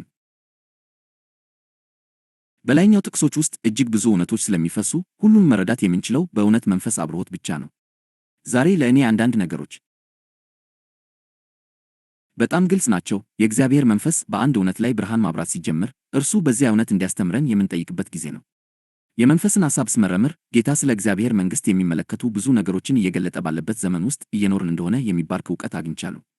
በሚደነቀው መንፈሴ ውስጥ ከታዩት ታላላቅ እውነቶች አንዱ ኢየሱስ ወደ ምድር የመጣው አብ በወሰነው ትክክለኛ ሰዓት በዘመናት መለወጫ ወቅት መሆኑ ነው። 70 የዓመታት ሳምንታት በይሁዳ ቤተ ሕዝብና ብሔር አይሁድ ላይ በአካላዊቷ የኢየሩሳሌም ከተማና በውስጧ ባለው ክብር ባለው ቤተ መቅደስ ላይ እንዲሁም በብሉይ ኪዳን ሕግ ከነክህነቱ ከመሥዋዕቱና ከሥርዓቱ ጋር ተወስነው ነበር። እነዚያ 490 ዓመታት የተሾሙት ሁሉም ነገር ወደ ፍጻሜ ለማምጣትና በመሲሁ በኩል አዲስ ኪዳን፣ አዲስ ዘመን፣ በእጅ ያልተሠራ አዲስ ቤተ መቅደስ፣ የንጉሣዊ የእግዚአብሔር ልጆች አዲስ ክህነት እንዲሁም አዲስና የሚበልጡ መንፈሳዊና ሰማያዊ መሥዋዕቶች እንዲመሠረቱ ነበር። በክርስቶስ በሥጋ ላይ ያለው መታመን ተሰርዟል። አዲሲቱ ኢየሩሳሌም ቅድስት፣ መንፈሳዊትና ሰማያዊት ናት። ምድራዊው ቤተ መቅደስ አልፏል፣ ድንጋይም በድንጋይ ላይ አልቀረም። እናንተ የእግዚአብሔር ቤተ መቅደስ ናችሁና የእግዚአብሔር ቤተ መቅደስ ቅዱስ ነው፣ ያውም እናንተ ናችሁ ተብሏልና። ዳግመኛ የምድር ሕንፃ የእግዚአብሔር ቤተ መቅደስ ተብሎ አይጠራም። የእግዚአብሔር ከተማ፣ የእግዚአብሔር ቤተ መቅደስና የእግዚአብሔር እስራኤል የጌታ የተገለጠው መገኘትና ኃይል ማደሪያ በሆኑ ስፍር ቁጥር በሌላቸው ሕያው ድንጋዮች የተገነቡ ናቸው። በሕዝብህና በቅድስት ከተማ ላይ 70 ሳምንታት ተቀጥረዋል ሲል ገብርኤል ለነቢዩ ዳንኤል ነግሮታል። እነዚያም 490 ዓመታት ሕዝቡን ወደ መሲሁና እርሱ በምድር ላይ ሊመሠረት ወደ መጣው አዲስ የመንግሥተ ሰማያት ሥርዓት ለማድረስ የታሰቡ ነበሩ። ክርስቶስ በትንቢቱ በሰባኛው ሳምንት ውስጥ በእስራኤል ሕዝብ መካከል እንደተገለጠ ምንም ጥርጥር የለውም። እንዲሁም የድሮውን ሥርዓት ከነብሔሩ ቤተ መቅደሱና ሕጎቹ ጋር ፍጹምና ዘላለማዊ ፍጻሜ እንዲያገኝ ማድረጉም የማይካድ እውነት ነው።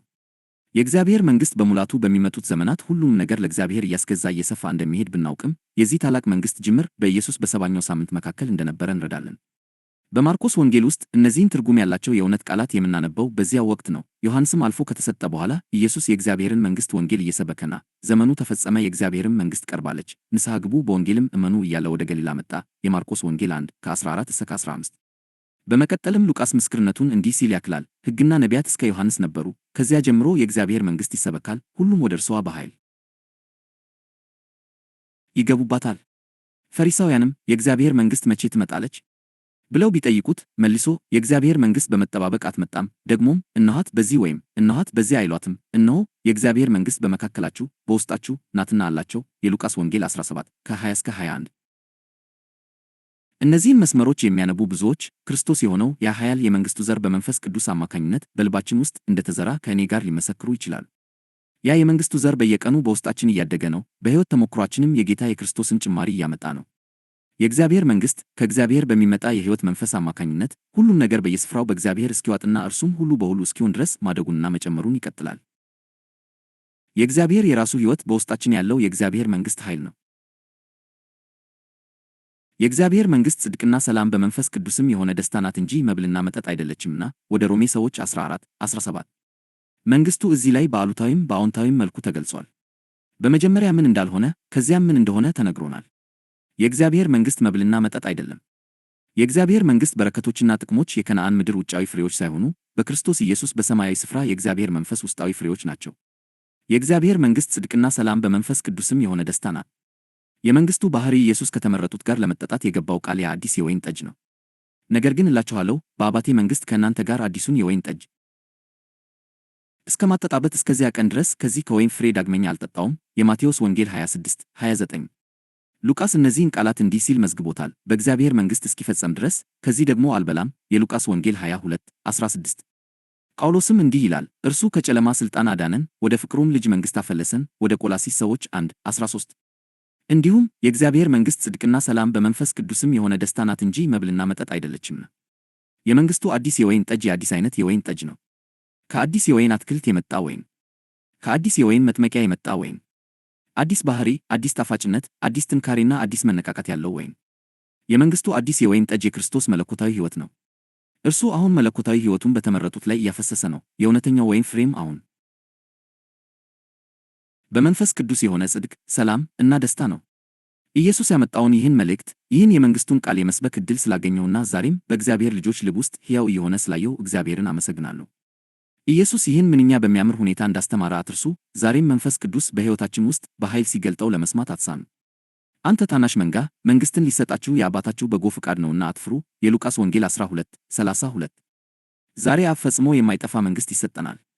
እሱም ጽድቅ የሆነ፣ ሰላም የሆነ፣ ደስታ የሆነ መንግሥት፣ የማይጠፋ ርኩሰት የሌለበትና የማይጠወልግ መንግሥት ነው። ታናሽ መንጋ ሆይ አትፍራ። አብ በቃሉና በመንፈሱ ይህን መንግሥት ወደ ሕይወት ተሞክሯችን አምጥቶታል።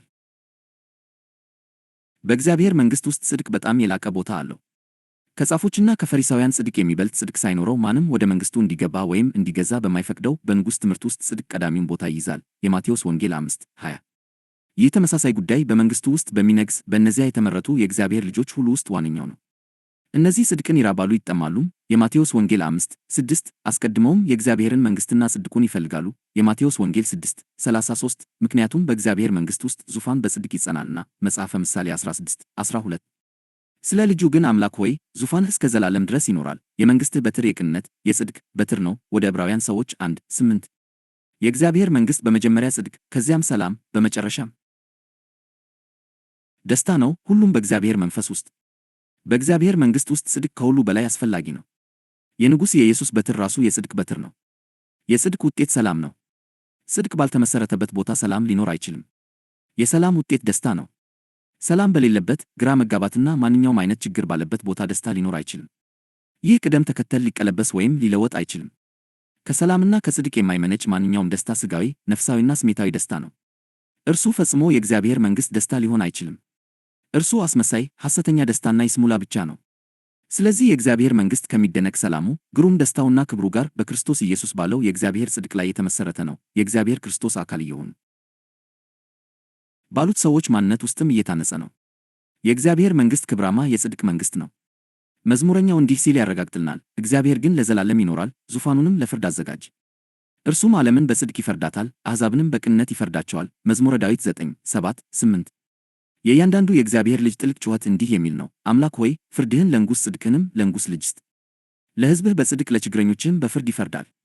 ተራሮች ለሕዝብ ሰላምን ያመጣሉ፣ ኮረብቶችም በጽድቅ። መዝሙረ ዳዊት 72 ከ1 እስከ 3 በትንቢተ ኢሳይያስ 45 19 ላይ እኔ እግዚአብሔር ጽድቅን እናገራለሁ ቅን ነገርንም አውጃለሁ የሚል እናነባለን።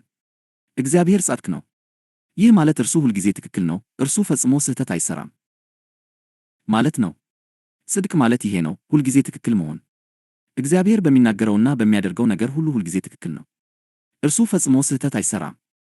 አንዳንድ የእግዚአብሔር ነገሮችን ለምን በዚህ መንገድ እንደሚያደርግ እንገረማለን፣ አንዳንዴም ለምን ብለን እንጠይቅ ይሆናል። ነገር ግን እርሱ ፈጽሞ ስህተት አይሰራም። እርሱ ሁልጊዜ ትክክል ነው። እርሱ ፍጹም ጽድቅ ስለሆነ ስህተት ሊሆን አይችልም። እርሱ ከመለኮታዊ ጥበብ፣ ዕውቀት፣ ማስተዋል፣ ቸርነትና ፍቅር የተነሳ ይሰራል። ምንኛ ድንቅ አምላክ ነው! ልንታመንበት የምንችል አምላካችንና ንጉሣችን የሆነ ሁሉም ነገር ለእርሱ አሳልፈን የምንሰጥበት ምንኛ የሚደነቅ አካል ነው። እርሱ ፈጽሞ ስህተት ሊሆን እንደማይችል፣ ስህተት ሊሰራ እንደማይችል እና ሥራዎቹ ሁሉ የሚመነጩት ከፍቅራዊ አሳቢነቱ፣ ከማይመረመረው ጥበቡ እና ሁልጊዜም የሚበጀውን ብቻ ለማድረግ ካለው መለኮታዊ ችሎታው እንደሆነ እናውቃለን። እንድንፈልግ የሚጠይቀን ጽድቅ ይህ ነው። የመንግሥቱ ጽድቅ ይህ ነው። የዙፋኑ ጽድቅ ይህ ነው። ከክርስቶስ ጋር በመንግሥቱ የሚነግስ የእያንዳንዱ የእግዚአብሔር ልጅ ጽድቅ ይህ ነው። እግዚአብሔር በፊታችን ያስቀመጠው ግብ ምንኛ ታላቅ ነው! በመንገዳችን ሁሉ እርሱን መምሰል አለብን። የእኔ ውድ ጓደኛ ሆይ፣ ጽድቅ ማለት ያ ነው። ስለሆነም የመንግሥቱ ጽድቅ ሊገኝ የሚችለው በውስጥ በሚኖር በቅድስና መንፈስ አማካኝነት ለእግዚአብሔር አገዛዝ በተገዛና በዚህም ምክንያት የእግዚአብሔርን መንግሥት ሥልጣን፣ ባሕሪና ኃይል በተለማመደ ሰው ብቻ ነው። የመንግሥቱ ጽድቅ ሊደረስበት የሚችለው የእርሱ ሕይወት በሆነው የመንፈስ ውስጣዊ አገዛዝ ኃይል ነው። ብዙ ሰባኪዎች ከሚሰብኩትና አብዛኞቹ ክርስቲያኖች ከሚያስቡት በተቃራኒ ጽድቅ ማለት በመጀመሪያ ደረጃ ነፍሳትን ማዳን፣ መስበክ፣ ትንቢት መናገር፣ በልሳን መናገር፣ መፈወስ፣ አጋንንትን ማስወጣት፣ አብያተ ክርስቲያናትን መመስረት፣ መልካም ሥራዎችን መስራት ወይም በስህተት ፍሬ ተብለው የሚታሰቡ በሺዎች የሚቆጠሩ ሌሎች ነገሮች አይደሉም። ጽድቅ ከሁሉ በፊትና ከምንም በላይ ስቴት ኦፍ ቢይንግ የመሆን ሁኔታ ነው። ጽድቅ ከማንኛውም ነገር በላይ ኔቸር ባህሪ ነው።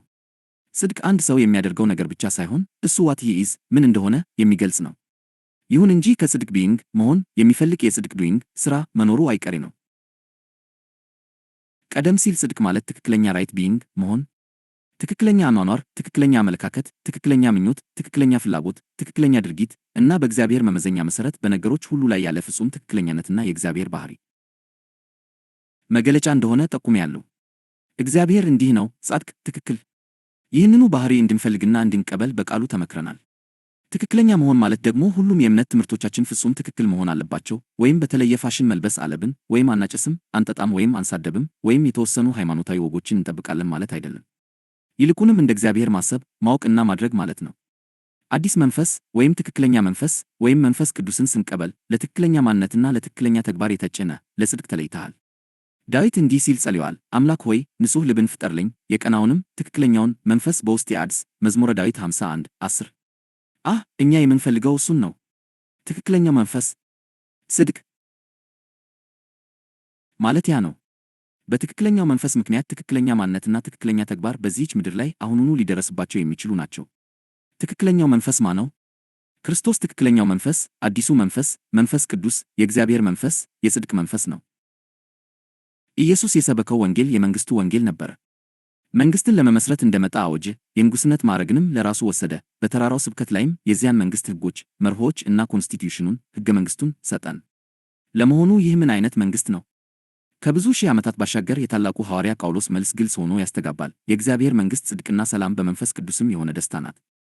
በዚያ በአንድ ድንቅ አረፍተ ነገር ውስጥ የመንግሥቱን ምንነት ታገኛለህ።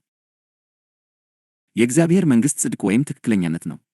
በዚህ እኛ ባለንበት ዓለም ውስጥ አሰቃቂ በደል አለ። ሰው ሰውን ይበድላል፣ ወንድም ወንድሙን ይጨቁናል፣ መንግስታት እርስ በርሳቸው ይዋጋሉ እንዲሁም ይጨቆናሉ፣ አለቆች በሰራተኞች ላይ አላግባብ የሚጠቀሙ ጨካኝ አዛዦች ይሆናሉ፣ ፓስተሮች በመንጋው ላይ ይገዛሉ እንዲሁም የሰዎችን ሕይወት ይቆጣጠራሉ እና ያታላሉ፣ ባሎች ሚስቶቻቸውን ይደበድባሉ እና ያንገላታሉ፣ ወላጆች ልጆቻቸውን ችላ ይላሉ። የምድር ዝቅተኛው ዓለም በጭካኔ፣ በክፋት፣ በአመፅ፣ በፍትወት እና በወንጀል የተሞላ ነው። የክርስቶስን ስም በሚጠሩት መካከል እንኳን ሳይቀር በደል አለ።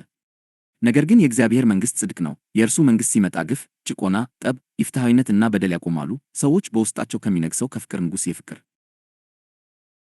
ባህሪ የተነሳ ትክክለኛውን ነገር ያደርጋሉ። የኃጢአት ይቅርታ እንዲህ አይነቱን ለውጥ አያረጋግጥም። ነገር ግን የእግዚአብሔር መንግሥት በኃይል ሲመጣ ታላቅ ለውጥ ይሆናል።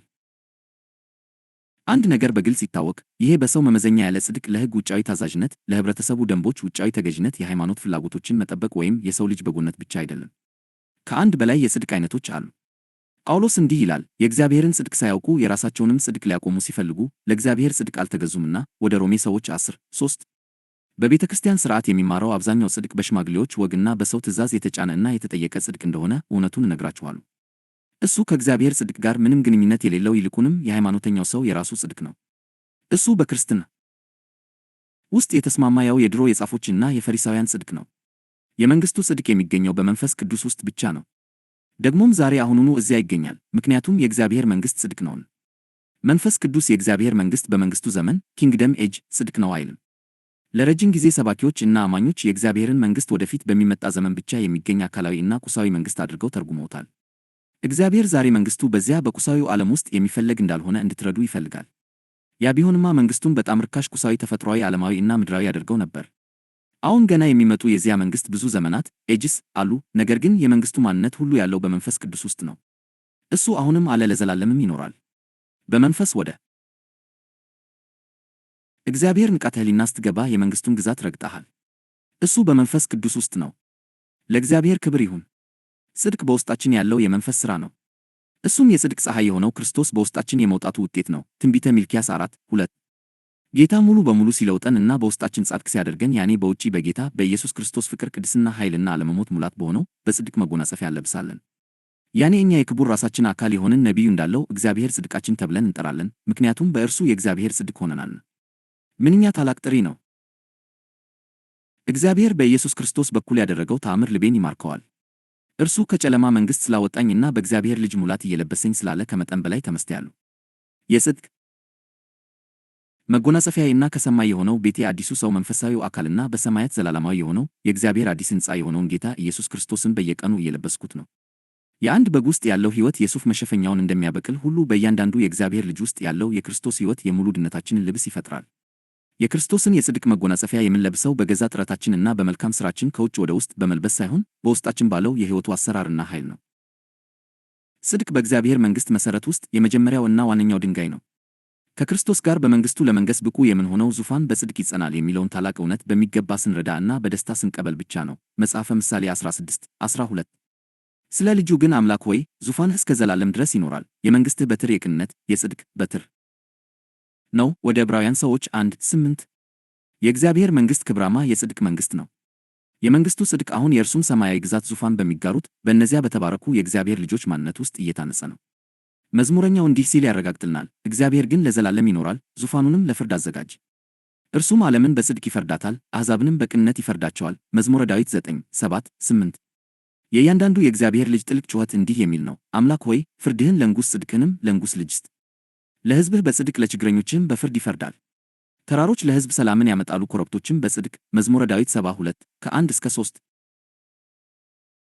በ96ኛው መዝሙር ላይ እንደተተነበየው ያለ መንግሥት የሚገዛውን ዓለም መገመት የምንችለው በመንፈስ አሳብ ብቻ ነው። በአሕዛብ መካከል እግዚአብሔር ነገሠ በሉ። ዓለም እንዳይናወጥ ይጸናል፣ ለሕዝቡም በቅንነት በጽድቅ ይፈርዳል። ሰማያት ደስ ይበላቸው፣ ምድርም ሐሴትን ታድርግ፣ ባሕርና ሞላው ይናወጡ። በረሃውና በእርሱ ያለው ሁሉ ደስ ይበላቸው። ያን ጊዜ የዱር ዛፎች ሁሉ በእግዚአብሔር ፊት ደስ ይላቸዋል። እርሱ ይመጣልና በምድር ላይ ሊፈርድ ይመጣልና፣ እርሱም ዓለምን በጽድቅ አሕዛብንም በእውነቱ ይፈርዳል። መዝሙረ ዳዊት 96:10-13። እግዚአብሔር በእውነት መላውን ዓለም በጽድቅ ይፈርዳል። ይህንንም የሚያደርገው በልጅነት ማኅበሩ አማካኝነት ነው። ነቢዩ እንዲህ ሲል የሚናገረው ስለዚሁ ብዙ ብልቶች ስላሉት የእግዚአብሔር ክቡር ክርስቶስ ስለ ራሱና ስለ አካሉ ነው። የእግዚአብሔር መንግሥት የጥበብና የማስተዋል መንፈስ፣ የምክርና የኃይል መንፈስ፣ የእውቀትና እግዚአብሔርን የመፍራት መንፈስ ያርፍበታል። እግዚአብሔርንም በመፍራት ደስታውን ያደርጋል። ዓይኑም እንደምታይ አይፈርድም፣ ጆሮውም እንደምትሰማ አይቀጣም፣ ነገር ግን ለድሆች በጽድቅ ይፈርዳል፣ ለምድርም የዋሆች በቅንነት ይበይናል። የወገቡ መታጠቂያ ጽድቅ፣ የጎኑም መታጠቂያ ታማኝነት ይሆናል። ትንቢተ ኢሳይያስ 11 ከ2-5። የመንግሥቱ ጽድቅ የሥነ ምግባር መለኪያ ወይም የሥነ ምግባር ደንብ አይደለም። የእግዚአብሔር ጽድቅ ኢየሱስ ክርስቶስ ነው። የእርሱ ቅዱስ ባሕሪና ውብ ማንነቱ በውስጣችን ከሚሠራው ሥራ ውጭ ጽድቃችን ሁሉ እንደ ረከሰ ጨርቅና እንደ መገለጊያ ቁስል ነው። ክርስቶስ ለእኛ ጽድቅ ተደርጎልናል። አንደኛ ወደ ቆሮንቶስ ሰዎች 1:30 እኛም በእርሱ የእግዚአብሔር ጽድቅ ሆነናል። ሁለተኛ ወደ ቆሮንቶስ ሰዎች 5:21 ስለ እግዚአብሔር መንግሥት ጽድቅ ስንነጋገር ስለ ምን ዓይነት ጽድቅ እንደምናወራ ማስረዳት ይኖርብናል። በመጽሐፍ ቅዱስ ውስጥ አማኞችን የሚመለከቱ ሁለት ዓይነት ጽድቆች ተቀምጠዋል። የመጀመሪያው ዓይነት ኢምፒዩትድ ራይችስነስ የተቆጠረ ጽድቅ ነው። ሁለተኛው ዓይነት ደግሞ ኢምፓርትድ ራይችስነስ የተካፈለ የተሰጠ ጽድቅ ነው። እነዚህ አንድ አይደሉም። አብርሃምም እግዚአብሔርን አመነ፣ ጽድቅም ሆኖ ተቆጠረለት። የእግዚአብሔርን ተስፋ ቃል ባለማመን አልተጠራጠረም፣ ነገር ግን ለእግዚአብሔር ክብር እየሰጠ በእምነት በረታ፣ የሰጠውንም ተስፋ ደግሞ ሊያደርግ እንዲችል ተረዳ። ስለዚህ ደግሞ ጽድቅ ሆኖ ተቆጠረለት ኢምፒዩትድ። ነገር ግን ተቆጠረለት የሚለው ቃል ስለ እርሱ ብቻ የተጻፈ አይደለም፣ ስለ እኛ ጭምር ነው እንጂ ጌታችንን ኢየሱስን ከሙታን ባስነሳው ለምናምን ለእኛ ይቆጠርልን ኢምፒዩትድ ዘንድ አለው። ወደ ሮሜ ሰዎች 4:3 ከ20-24። ስለዚህ ጌታችንን ከሙታን ባስነሳው በእግዚአብሔር በማመን ጽድቅ ይቆጠርልናል ኢምፒዩትድ። ኃጢአታችን ይቅር ተብሎ ዳግመኛ በእኛ ላይ አለመቆጠሩ የእግዚአብሔርም ጽድቅ በእምነት ለእኛ መታሰቡ ድንቅ ነው። ነገር ግን ጽድቅ ስለ ተቆጠረልን ብቻ ጻድቅ አያደርገንም። እኛ ስለ እርሱ ስንል እንደ ጻድቅ ተቆጠርን እንጂ። ጽድቅ እየተቆጠረልንም እንኳን በባሕሪያችን በሐሳባችንና በተግባራችን አሁንም በጣም ዓመፀኞች ልንሆን፣ ብዙ ነገሮችን ተሳስተን ጥቂት ነገሮችን ብቻ ልክ ልናደርግ እንችላለን። እግዚአብሔር የክርስቶስን ጽድቅ በእምነት የቆጠረላቸውን ትንንሽ ልጆቹን ሁሉ ይወዳል።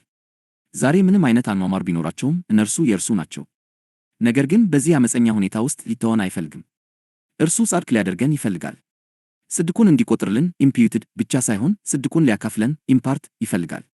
እኛ በእርሱ ሆነን የእግዚአብሔር ጽድቅ እንድንሆን ሜድ ዘ ራይቸስነስ ኦፍ ጋድ ኃጢአት ያላወቀውን እርሱን ስለ እኛ ኃጢአት አደረገው። ሁለተኛ ወደ ቆሮንቶስ ሰዎች 5:21 ጻድቅ ተብሎ በመቆጠር እና ጽድቅ ሆኖ በመሰራት መካከል የሰማይና የምድር ያህል ልዩነት አለ። እያንዳንዱ የእግዚአብሔር ልጅ የእግዚአብሔርን ጽድቅ ሊገነዘብና ሊሆን ይገባዋል። እርሱ ጻድቅ እንደሆነ ጻድቅ ለመሆን፣ እርሱ ቅዱስ እንደሆነ ቅዱስ ለመሆን። ይህንን ጽድቅ መሆን የማይፈልግ ማን አለ? በሐሳባችን በንግግራችንና በድርጊታችን ሁሉ ሁልጊዜ ትክክል ለመሆን፣ ዳግመኛ ክፉ ነገር እንዳናስብ ወይም የተሳሳተ ሐሳብ፣ ምኞትና ፍላጎት እንዳይኖረን፣ ነገር ግን በሁሉም ነገር ሁልጊዜ ትክክል ለመሆን ማን አይመኝም? ምንኛ የተባረከ ሁኔታ ነው! የማይቻል ይመስላል። በፍጹም። እግዚአብሔር ለእኛ ያቀደውና በእኛ ውስጥ እየሠራ ያለው ይህንን ነው። መዝሙረኛው ስለዚሁ እውነት ሲጽፍ እንዲህ ብሏል፣ ስለ ስሙ ስለ ባሕሪው በጽድቅ መንገድ መራኝ፣ ወደዚህ ክቡር ሁኔታ ወደሚያደርሰኝ የጽድቅ ጎዳና ይመራኛል። ጌታ የተባረከ ይሁን። ድነት የሚጀምረው በተቆጠረ ጽድቅ ኢምፒዩትድ ራይቸስነስ ነው። ይሁን እንጂ አብዛኞቹ ክርስቲያኖች እዚያው ይቆማሉ እንጂ የተካፈለ ጽድቅን ኢምፓርትድ ራይቸስነስ በረከት ለማወቅ በእግዚአብሔር ውስጥ ወደፊት አይገፉም። ፕረስ ኦን። የተቆጠረ ጽድቅ በባንክ ሂሳቦ ላይ እንደተቀመጠ ገንዘብ ነው።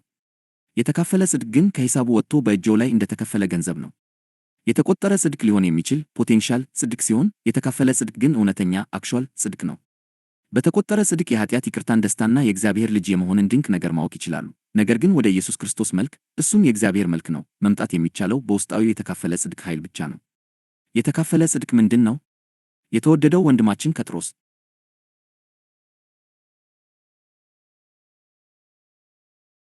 ይህን ድንቅ ሂደት እንዲህ ሲል ያብራራዋል። ስለዚህም ምክንያት ትጋትን ሁሉ እያሳያችሁ በእምነታችሁ ላይ በጎነትን ጨምሩ፣ አድቱ ዩር ፌዝ፣ በበጎነትም ዕውቀትን፣ በዕውቀትም ራስን መግዛትን፣ ራስንም በመግዛት መጽናትን፣ በመጽናትም እግዚአብሔርን መምሰል፣ እግዚአብሔርንም በመምሰል የወንድማማችን መዋደድ፣ በወንድማማችን መዋደድ ፍቅርን ጨምሩ። እነዚህ ነገሮች በእናንተ ቢኖሩና ቢበዙ በጌታችን በኢየሱስ ክርስቶስ ዕውቀት ሥራ ፈቶችና ፍሬቢሶች እንዳትሆኑ ያደርጓችኋልና። እንዲሁ ወደ ጌታችንና መድኃኒታችን ወደ ኢየሱስ ክርስቶስ የዘላለም መንግሥት መግባት በሙላት ይሰጣችኋልና።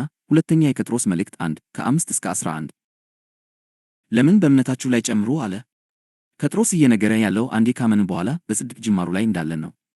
የተቆጠረ ጽድቅ ከገሃነም ሊያድነን ይበቃል፣ ነገር ግን ወደ እግዚአብሔር መንግሥት በሙላት እንድንገባ እና ወደ እግዚአብሔር የአገዛዝና የኃይል ዙፋን ሊያመጣን በቂ አይደለም። የተቆጠረ ጽድቅ ሊኖረን ይገባል፣ ነገር ግን መጽሐፍ ቅዱስ እንደተፈጸመ ፊልፊልድ ጽድቅ ወይም እንደተገለጠ ኤክስፕረስድ ጽድቅ የሚለውን በላዩ ላይ መጨመር አለብን። እንደ ነፃ ስጦታ የተቆጠረልን ጽድቅ አሁን በሕይወታችን ውስጥ መገለጥ ወይም መፈጸም አለበት። ጳውሎስ እንዲህ ሲል የጻፈው ይህንኑ ነበር፣ በክርስቶስ ኢየሱስ ያለው የሕይወት መንፈስ ሕግ ከኃጢአትና ከሞት ሕግ አርነት አውጥቶኛል። ከሥጋ የተነሣ ስለ ደከመ ለሕግ ያልተቻለውን እግዚአብሔር የገዛ ልጁን በኃጢአተኛ ሥጋ ምሳሌ በኃጢአትም ምክንያት ልኮ በሥጋ ኃጢአትን ፈርዶበታልና እንደ መንፈስ ፈቃድ እንጂ እንደ ሥጋ ፈቃድ በማመላለስ በእኛ የሕግ ጽድቅ ይፈጸም ፊልፊልድ ወይም ኤክስፕረስድ ይሆን ዘንድ ወደ ሮሜ ሰዎች 8 ከ2-4 እግዚአብሔር ለሰዎች ሊያካፍለው የሚችልና ሰውን ወደ እግዚአብሔር መልክና ምሳሌ ከፍ ሊያደርግ የሚችል መለኮታዊ ጽድቅ ስላለ ዛሬ እግዚአብሔርን አመሰግናለሁ። ሰዎች ከኃጢአት፣ ከራስ፣ ከሐዘንና ከሞት ኃይል ሊወጡ ወይም ከፍ ሊሉ የሚችሉበት ሌላ ምንም መንገድ የለም። ስለዚህ የምናገረው ጽድቅ በእምነት ልንገነዘበው የምንችል የእግዚአብሔር ጽድቅ እንደሆነ በዚህ ቀን በደስታና በምስጋና አመዘግባለሁ። እሱም ለድነታችን የምንታመንበት የተቆጠረ ጽድቅ ብቻ ሳይሆን ወደ ባሕርያችን የታነጸ የተካፈለ ኢምፓርትድ ጽድቅ ነው። ስለ የተቆጠረ ጽድቅ የሚወራው ወሬ ሁሉ በጣም ጥሩ ነው፣ ነገር ግን በተቆጠረ ጽድቅ ብቻ ልረካ አልፈልግም። ካልተካፈልነው ኢምፓርትድ በውስጣችን ያለ ኃይል ሊሆን አይችልም። ይህ የእግዚአብሔር መንግሥት በውስጣችን እንደሚሆን የነገረንና ትርጉሙን የገለጠልንን የራሱን የጌታን ቃል እግዚአብሔርን አመሰግናለሁ። አስቀድማችሁ የእግዚአብሔርን መንግሥትና ጽድቁን ፈልጉ ሲክ ብሎናል። ጽድቅን ተራቡና ተጠሙ ሃንገር ኤንድ ሰርስት ብሎናል። ጳውሎስም የእግዚአብሔር መንግሥት በመንፈስ ቅዱስ የሆነ ጽድቅ ናት ሲል በሚያምር ሁኔታ ገልጾታል። ለሚመጣው ዘመንና ከዚያ በኋላ ላሉት ዘመናት የእግዚአብሔር መንግሥት ላለፉት 2000 ዓመታት ከተጠቀምበት ያረጀ የመነሻ ስፍራ እንደማይነሳ ጥልቅ በሆነ ማንነቴ የሚነግረኝ ነገር አለ። እሱ አሁን ካለው የቤተ ክርስቲያን ሥርዓት ዘዴዎችና ልምምዶች የተለየ የሚሆነው በትክክል የናዝሬቱ ኢየሱስ ክርስቶስ አገልግሎት በዚያ ዘመን ከነበሩት የክህነት፣ የጻፎችና የፈሪሳውያን የሕግ ቅርጾችና ሃይማኖታዊ ሥርዓቶች የተለየ እንደነበረው ሁሉ ነው። ያለፉት 2000 ዓመታት የቤተ ክርስቲያን ታሪክ የውስንነት፣ የቅልቅል፣ የብስለትና የጎደሉነት ዘመን ነበር። ነገር ግን የተገለጡት የእግዚአብሔር ልጆች በከበረው ክርስቶስ ክብር፣ ኃይልና ግዛት ሙላት ሲነሱ እንደ ደካማና ሥጋዊ ሰዎች በተቆጠረ ጽድቅ ብቻ ደስ እያላቸው በመድረክ ላይ አይታዩም። ነገር ግን በውስጣቸው በሚኖረው የእርሱ የማይጠፋ ሕይወት ሂዝ ኢንኮራፕቲብል ላይፍ ሙላት የፍጥረትን ጩኸትና ፍላጎት ሁሉ ለማርካት ይወጣሉ። በዚያ ክብር ያለው ድል ይሆናል፣ ውድቀትም አይኖርም። እኔ አሁን ይህን በሚጽፍበት ጊዜም እንኳ በሺዎች የሚቆጠሩ ቅዱሳን፣ አሁን በ10 ሺዎች የሚቆጠሩ ታላቅ ሰራዊት ከእግዚአብሔር መሠዊያ በሚወጣ እሳት እየተዳሰሱ ነው። ወደ ቀጣዩ የእግዚአብሔር ታላቅ ቤዛዊና ተሃድሶ ሂደት ስንገባ የዓለም መንግሥታት ወደ ሕያው እግዚአብሔር እንዲመለሱ የሚያደርግ የእግዚአብሔር ሕይወት፣ ፍቅርና ኃይል ታላቁን የካህናት መንግሥት እያነደደው ነው። ሰዎች የትናንቱን መነቃቃት መንፈስ ለማድረግ በሃይማኖታዊ ጥረቶች ሲጠመዱ፣ በቤተ ክርስቲያን ሥርዓት መግነዝ ሲጠቅልሉትና ስለ ትናንት ብቻ በሚናገሩ መቃብሮች ውስጥ ሲያስቀምጡት በጣም ረጅም ጊዜ ሆኗል። አሁንም ቢሆን ዓለም አቀፋዊ ልኬት ያለው የእግዚአብሔር እንቅስቃሴ በመሰናዳት ላይ ነው። እሱም እርሱ የሆነውን ሁሉ አካልና መገለጫ የሆነ ባለው ሕዝብ ውስጥ በልጅነት ማኅበር ሰንሺፕ ካምፓኒ ውስጥ እየተመሠረተ ነው። ይሄ የወንጌል ዘመቻዎች፣ የቴሌቪዥን ቴንቶች፣ የሙዚቃ ኮንሰርቶች፣ የትራንስፖርት አገልግሎቶች ወይም የቤተ ክርስቲያን ሕንፃዎች ግንባታና ፕሮግራሞች መነቃቃት ሳይሆን ልባቸውና ሐሳባቸው በራሱ በእርሱ የተሞላ ለእግዚአብሔር የተቀደሱ ሰዎች መለኮታዊ ስሜትና ኃይል ፍሰት ይሆናል። ቀድሞውኑ ብሩህ ደመናዎች በሰማይ ዳርቻ ላይ እየታዩ ነው። የሚያይ ዓይን ካላችሁ እግዚአብሔር የእግዚአብሔር ልጆች ለመገለጥ ማኒፌስቴሽን ኦፍ ዘ ሰንስ ኦፍ ጋድ ዝግጅት እንዲሆን በያዛቸው ሰዎች ሕይወት ውስጥ ለሚያደርገው ጥልቅና አስፈላጊ ሥራ ምስክሮች የሆኑ የብዙሃን ደመናዎችን ማየት ትችላላችሁ። የእግዚአብሔር ዘላለማዊ የእርቅና የጽድቅ ዕቅድ። አንድ የእግዚአብሔር ዘላለማዊ ሐሳብና መለኮታዊ አዋጆች። በመጽሐፍ ቅዱስ ውስጥ እግዚአብሔር ስለ ፍጥረትና ስለ ቤዛነት ዕቅድ ያለውን ሐሳብ የሚገልጹ በርካታ ቃላትና ሐረጎች ተመዝግበው ይገኛሉ።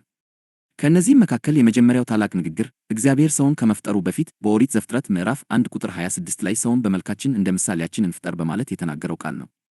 ይህ ቃል የፈጣሪን ጥልቅ ዓላማ በጥቂት ቃላት ጠቅልሎ የያዘ መሠረት ሲሆን የሰው ልጅ መጀመሪያውኑ ከእግዚአብሔር ጋር ለኅብረት የተፈጠረ መሆኑን ያሳያል።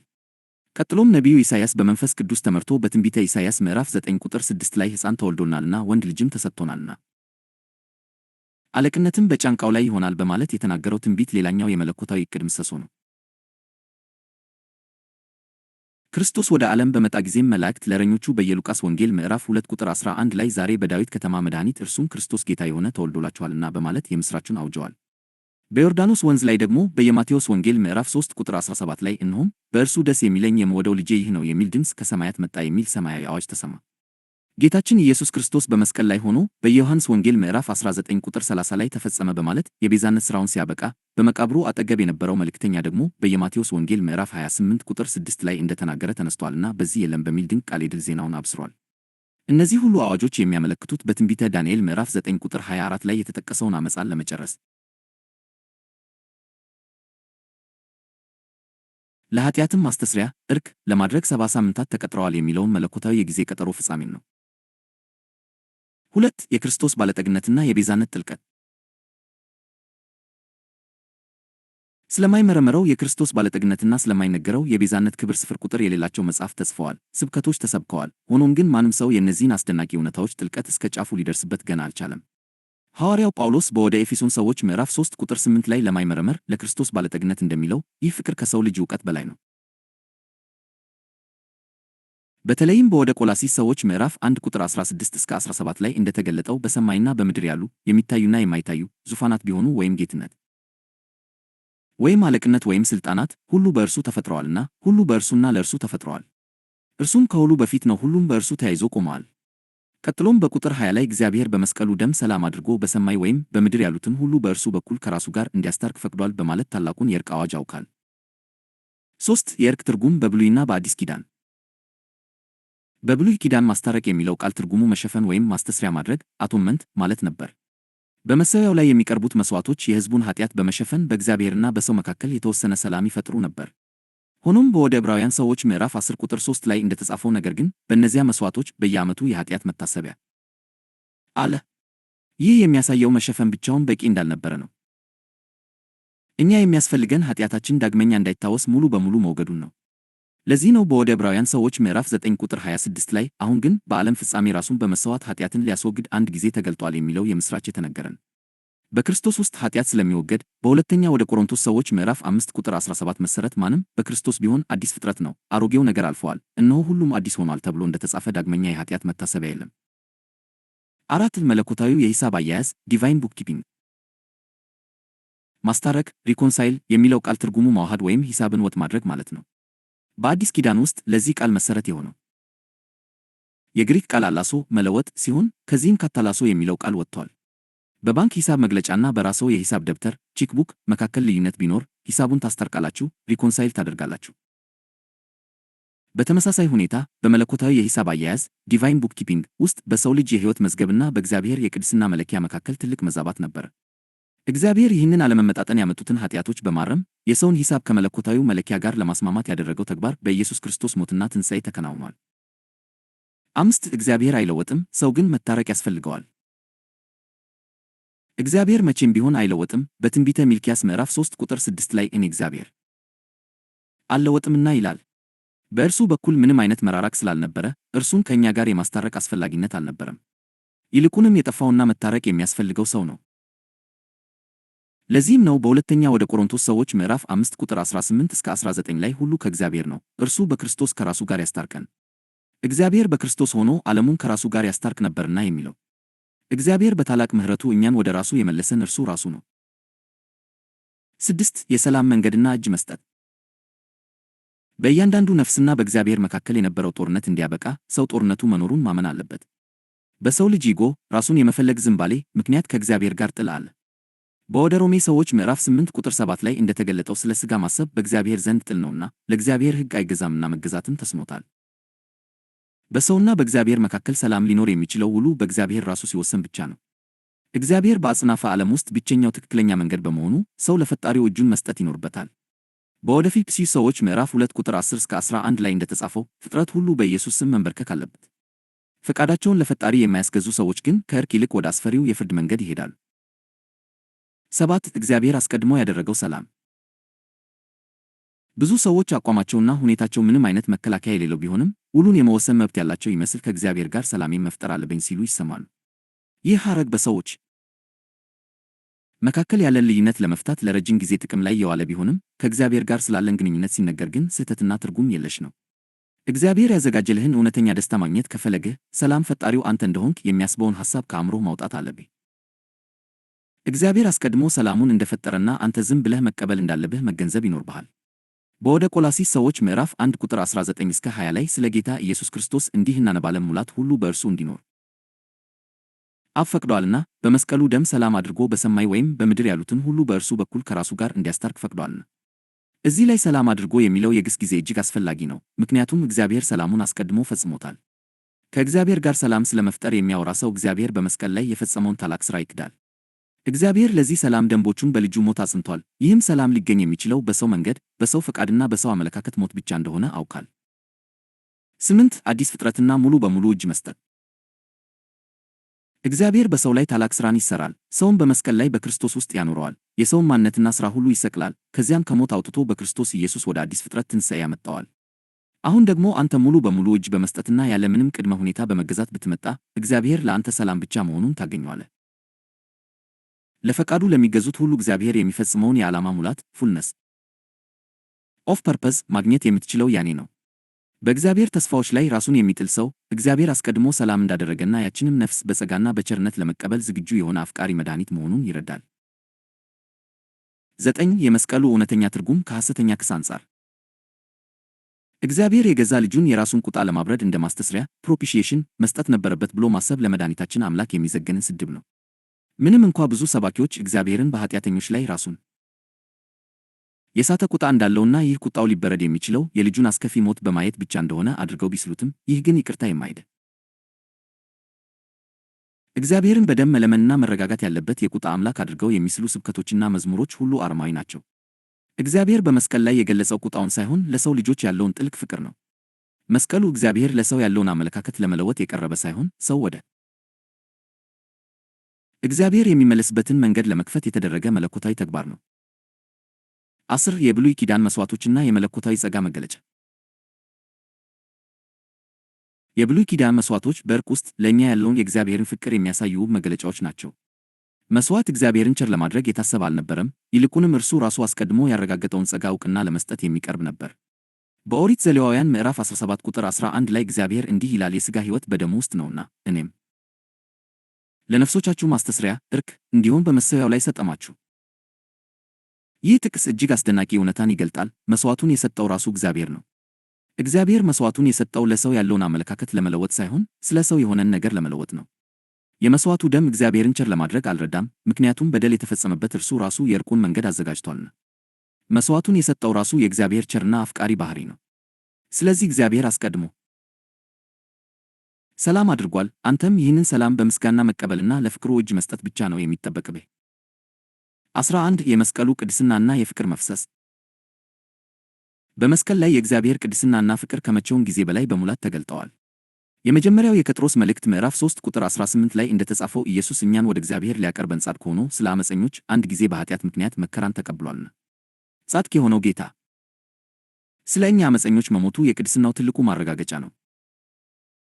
ብዙዎች እንደሚሉት እግዚአብሔር በዓለም ላይ ስለተቆጣ ወይም በቀል ስላለው አልነበረም አንድያ ልጁን የሰጠው።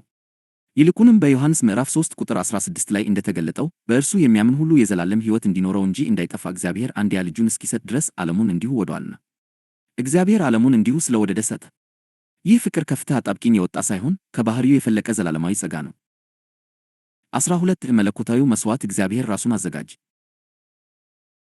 በኦሪት ዘፍጥረት ምዕራፍ 22 ቁጥር 8 ላይ አብርሃም ለልጁ ለይስሐቅ ልጄ ሆይ የሚቃጠለውን መሥዋዕት በግ እግዚአብሔር ራሱ ያዘጋጃል ብሎ የተነበየው ትንቢት ፍጻሜ እጅግ አስደናቂ ነው። እግዚአብሔር ያደረገው ልክ ያንን ነው፣ ራሱን አዘጋጅ። በእግዚአብሔር መልክ የነበረው እርሱ ክብሩን ገፎ የሰውን መልክ ወሰደ፣ ያንንም ሕይወት ሁሉን ወደ ራሱ ለመመለስ በነጻ አፈሰሰ። ለዚህም ነው በሁለተኛ ወደ ቆሮንቶስ ሰዎች ምዕራፍ 5 ቁጥር 21 ላይ እኛ በእርሱ ሆነን የእግዚአብሔር ጽድቅ እንሆን ዘንድ ኃጢአት ያላወቀውን እርሱን ስለ እኛ ኃጢአት የኃጢአት መሥዋዕት አደረገው ተብሎ የተጻፈው። መጥምቁ ዮሐንስም በዮሐንስ ምዕራፍ 1 ቁጥር 29 ላይ እነሆ የዓለምን ኃጢአት የሚያስወግድ የእግዚአብሔር በግ ብሎ ሲያውጅ፣ ይህ በግ ቁጣን ለማብረድ ሳይሆን ጠላት የሆነውን ዓለም ከራሱ ጋር ለማስታረቅ የመጣ የጸጋና የፍቅር አካል መሆኑን መመስከሩ ነው።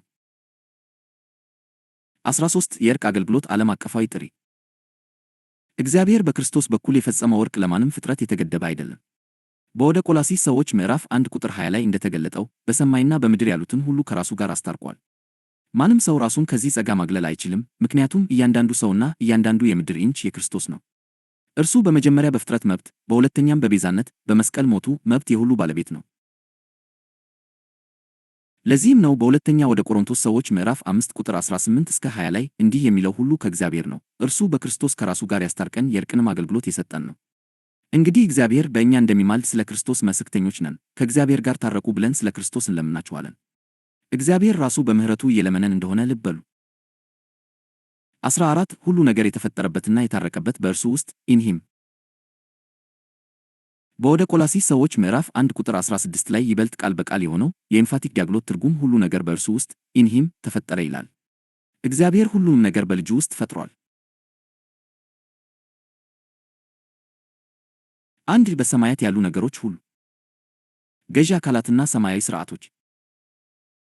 2. በምድር ያሉ ነገሮች ሁሉ። የሚታዩና የማይታዩ፣ በአካላዊ የስሜት ሕዋሳት ልናውቃቸው የምንችላቸው ሁሉ፣ ዓይን የሚያየው፣ ጆሮ የሚሰማው። 3. የማይታዩ ነገሮች ሁሉ። ጥበብ፣ ዕውቀት፣ ገና በሰው አእምሮ ያልታሰቡ የሳይንስ ግኝቶችና አጽናፈ ዓለማዊ ሕጎች። 4. ሥልጣናትና ዙፋናት።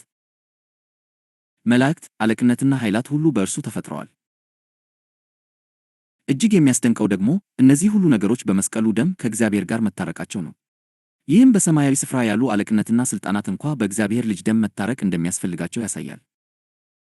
15. ሰማይንና ምድርን አንድ ያደረገው አዳኝ። አዳኛችን ኢየሱስ ክርስቶስ ሰማያዊም ምድራዊም አካል የሆነው ለዚህ ነው። እርሱ ከሰማይ የመጣና በምድር ላይ ሥጋ የሆነ ቃል በመሆኑ ሰማይና ምድርን በራሱ ውስጥ አንድ አድርጎ አስታርቋቸዋል። በዮሐንስ ምዕራፍ 3 ቁጥር 13 ላይ ጌታችን እንዲህ ብሏል፣ ከሰማይ ከወረደው በቀር ወደ ሰማይ የወጣ ማንም የለም፣ እርሱም በሰማይ የሚኖረው የሰው ልጅ ነው። ዛሬ በሰማያት ያሉ አለቅነትና ሥልጣናት እንኳ ከሰማይ በሆነውና በምድር በተወለደው በክርስቶስ ኢየሱስ በኩል በታላቁ ወርቅ ውስጥ ተካተዋል። ይህ ሰላም ለፍጥረት ሁሉ የተሰጠ በመስቀሉ ደም የተረጋገጠና በእግዚአብሔር ፍጹም ፍቃድ የተከናወነ ነው። ክብር ሁሉ ለእርሱ ይሁን። 16. እግዚአብሔር የሁሉ ነገር ምንጭና ፍጻሜ። እግዚአብሔር የሁሉ ነገር ፈጣሪ ከሆነ እርሱ የሁሉ ነገር ምንጭ ነው የሚለው እውነት ግድ ይላል። በወደ ሮሜ ሰዎች ምዕራፍ 11 ቁጥር 36 ላይ እንደተጻፈው ሁሉ ከእርሱና በእርሱ ለእርሱም ነውና ለእርሱ ለዘላለም ክብር ይሁን፣ አሜን። ይህንን እውነት አምፕሊፋይድ ባይብል ሲተረጉመው ሁሉ ነገር በእርሱ ይጀምራል፣ ከእርሱም ይመጣል፣ ሁሉ ነገር በእርሱ በኩል ይኖራል እና ሁሉ ነገር በእርሱ ላይ ያተኩራል፣ በእርሱም ውስጥ ፍጻሜውን ኮንሰሜት ለማግኘትና ለማቆም ይጥራል ይላል። ሁሉም ነገር ከእርሱ ይመጣል፣ በእርሱ ይኖራል እናም በእርሱ ያበቃል። 17. ሁሉን አቀፋዊ እርቅ ዩኒቨርሳል ሪኮንሲሊዬሽን። አንዳንድ ሰዎች ሁሉ ነገር ሲባል ሰዎችን ወይም ሕያው አካላትን አይጨምርም ብለው ይከራከራሉ። ነገር ግን ቅዱሳት መጽሐፍት እርቅ የሚያስፈልጋቸው ጠላቶች፣ የተለዩና ተሳዳቢዎች ብለው የሚጠሩት እነማንን ነው? እነዚህ ባሕርያት ያላቸው ሕያው ፍጥረታት እንጂ ተራ የሥልጣን ቦታዎች አይደሉም። በወደ ቆላስይስ ሰዎች ምዕራፍ 1 ቁጥር 20 እስከ 21 ላይ እንደተገለጠው በእርሱ አማካኝነት ሁሉን ከራሱ ጋር ያስታርቅ ዘንድ እናንተንም ቀድሞ በክፉ ሥራችሁ ተለይታችሁ በሐሳባችሁ ጠላቶች ለነበራችሁት አሁን አስታረቃችሁ። እዚህ ላይ ሁሉ ነገር የተባሉት ሰዎች መሆናቸው ግልጽ ነው፣ ምክንያቱም ቆላስይስ ሰዎች ራሳቸው ሊታረቁ ከሚገባቸው ሁሉ ነገር መካከል አንዱ ናቸው። ሁሉ ነገር ሰዎችን አያካትትም ማለት የቅዱሳት መጻሕፍትን ምስክርነት መቃረን ነው። ለምሳሌ በየመጀመሪያው ወደ ቆሮንቶስ ሰዎች ምዕራፍ 3 ቁጥር 21 እስከ 22 ላይ ሁሉ ነገር የእናንተ ነውና ጳውሎስ ቢሆን አጵሎስም ቢሆን ኬፋም ቢሆን ዓለምም ቢሆን ሲል ሰዎችን ጳውሎስንና አጵሎስን ከሁሉ ነገር ጋር መድቧቸዋል። ጌታችን ኢየሱስ ክርስቶስ እንኳ በሉቃስ ምዕራፍ 1 ቁጥር 35 ላይ ቅዱስ ነገር ሆሊ ቲንግ ተብሎ ተጠርቷል። ስለዚህ ሁሉ ነገር ሲባል ሰዎች ሁሉ እና እያንዳንዱ የተፈጠረ መንፈስ በክብር ከእግዚአብሔር ጋር የሚታረቁበት ሁለንተናዊ እርቅ ዩኒቨርሳል ሪኮንሲሊዬሽን መሆኑ የታወቀ ነው። 18. የታሪካዊው ቀጠሮ ፍጻሜ።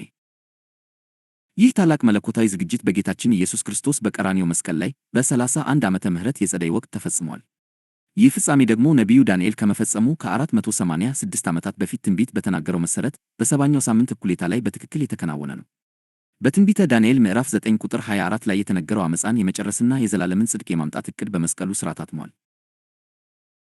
ውድ ወገኖቼ፣ እግዚአብሔር በመስቀሉ ደም ሰላም አድርጎ ፍጥረትን ሁሉ ወደ ራሱ መልሷል። ይህ እርቅ ለእያንዳንዱ ሰው፣ ለእያንዳንዱ ተፈጠረ መንፈስና ለአጽናፈ ዓለሙ ሁሉ የተሰጠ ነው።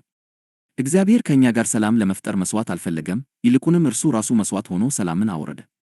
ዛሬ የቀረበልህ ጥሪ ይህንን አስቀድሞ የተከናወነ ሰላም በምስጋና እንድትቀበልና ለፍቅሩ እጅ እንድትሰጥ ነው። ሁሉ ከእርሱ ነው፣ ሁሉ በእርሱ ነው፣ ሁሉ ወደ እርሱ ነው። ለዚህ አምላክ ከዘላለም እስከ ዘላለም ክብርና ግርማ ይሁን፣ አሜን። 19. የዘላለም ጽድቅ መገለጥ። አሁን ክርስቶስ በታዋቂው በሰባኛው የዳንኤል ሳምንት መካከል ለመላው የሰው ዘር የፈጸመለትን አራተኛውን ታላቅ ነገር እንመለከታለን። በትንቢተ ዳንኤል ምዕራፍ 9 ቁጥር 24 ላይ ዓመፅን ይጨርስ ዘንድ ኃጢአትንም ይለቅም ዘንድ በደልንም ያስተሰርይ ዘንድ የዘላለምን ጽድቅ ያመጣ ዘንድ በሕዝብህና በቅድስት ከተማ ላይ 70 ሳምንታት ተቀጥረዋል ተብሎ እንደተነገረው እነዚያ 490 ዓመታት የዘላለምን ጽድቅ ወደ ዓለም ለማምጣት የተወሰኑ ነበሩ።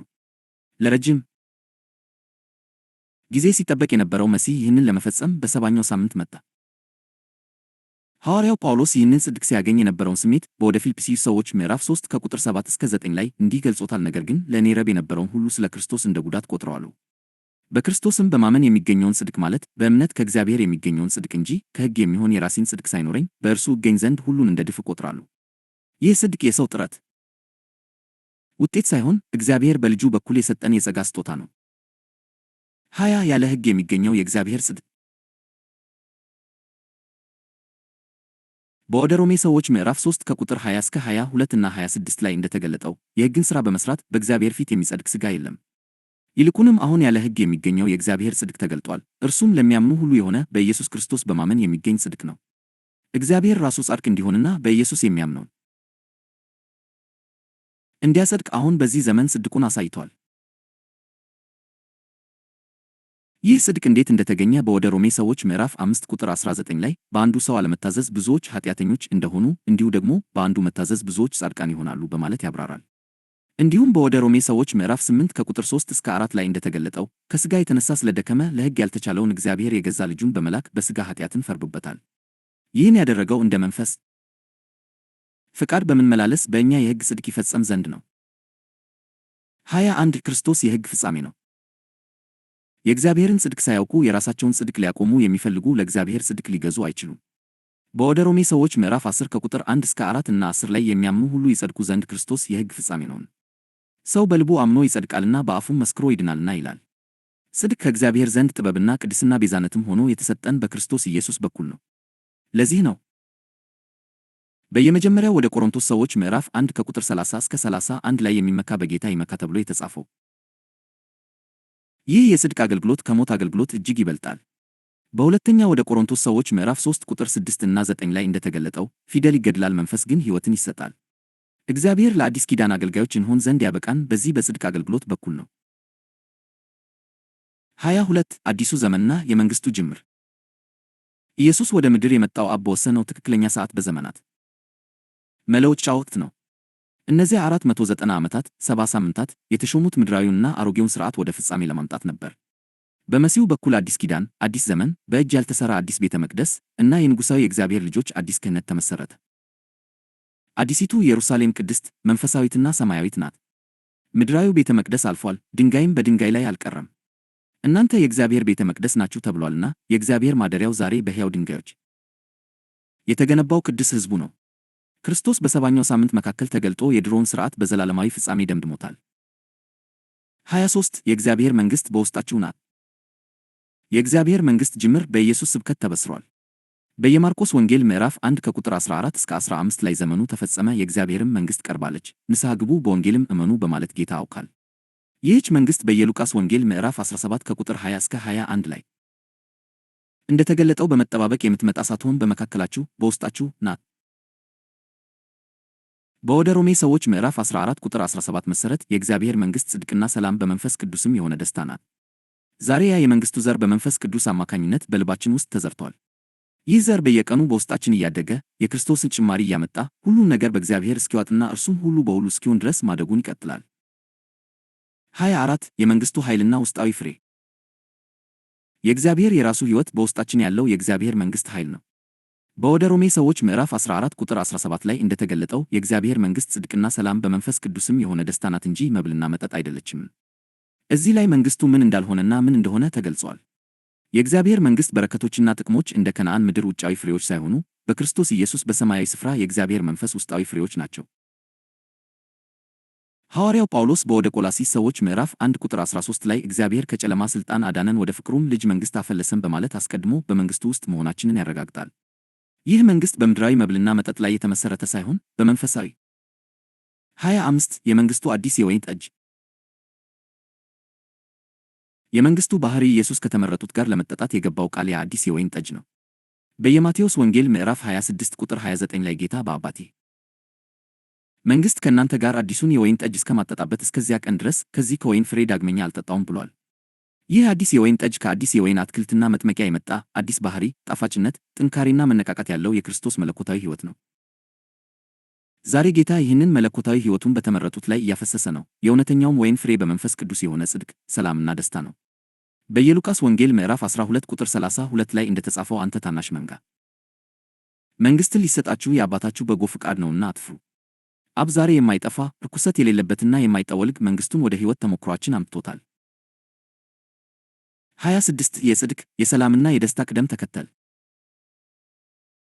በእግዚአብሔር መንግሥት ውስጥ ጽድቅ ቀዳሚውንና የላቀውን ስፍራ ይይዛል። በየማቴዎስ ወንጌል ምዕራፍ 5 ቁጥር 20 ላይ ጌታ ኢየሱስ ከጻፎችና ከፈሪሳውያን ጽድቅ የሚበልጥ ጽድቅ ሳይኖረው ማንም ወደ መንግሥቱ እንደማይገባ አስተምሯል። የመንግሥቱ ተካፋዮች ጽድቅን ይራባሉ፣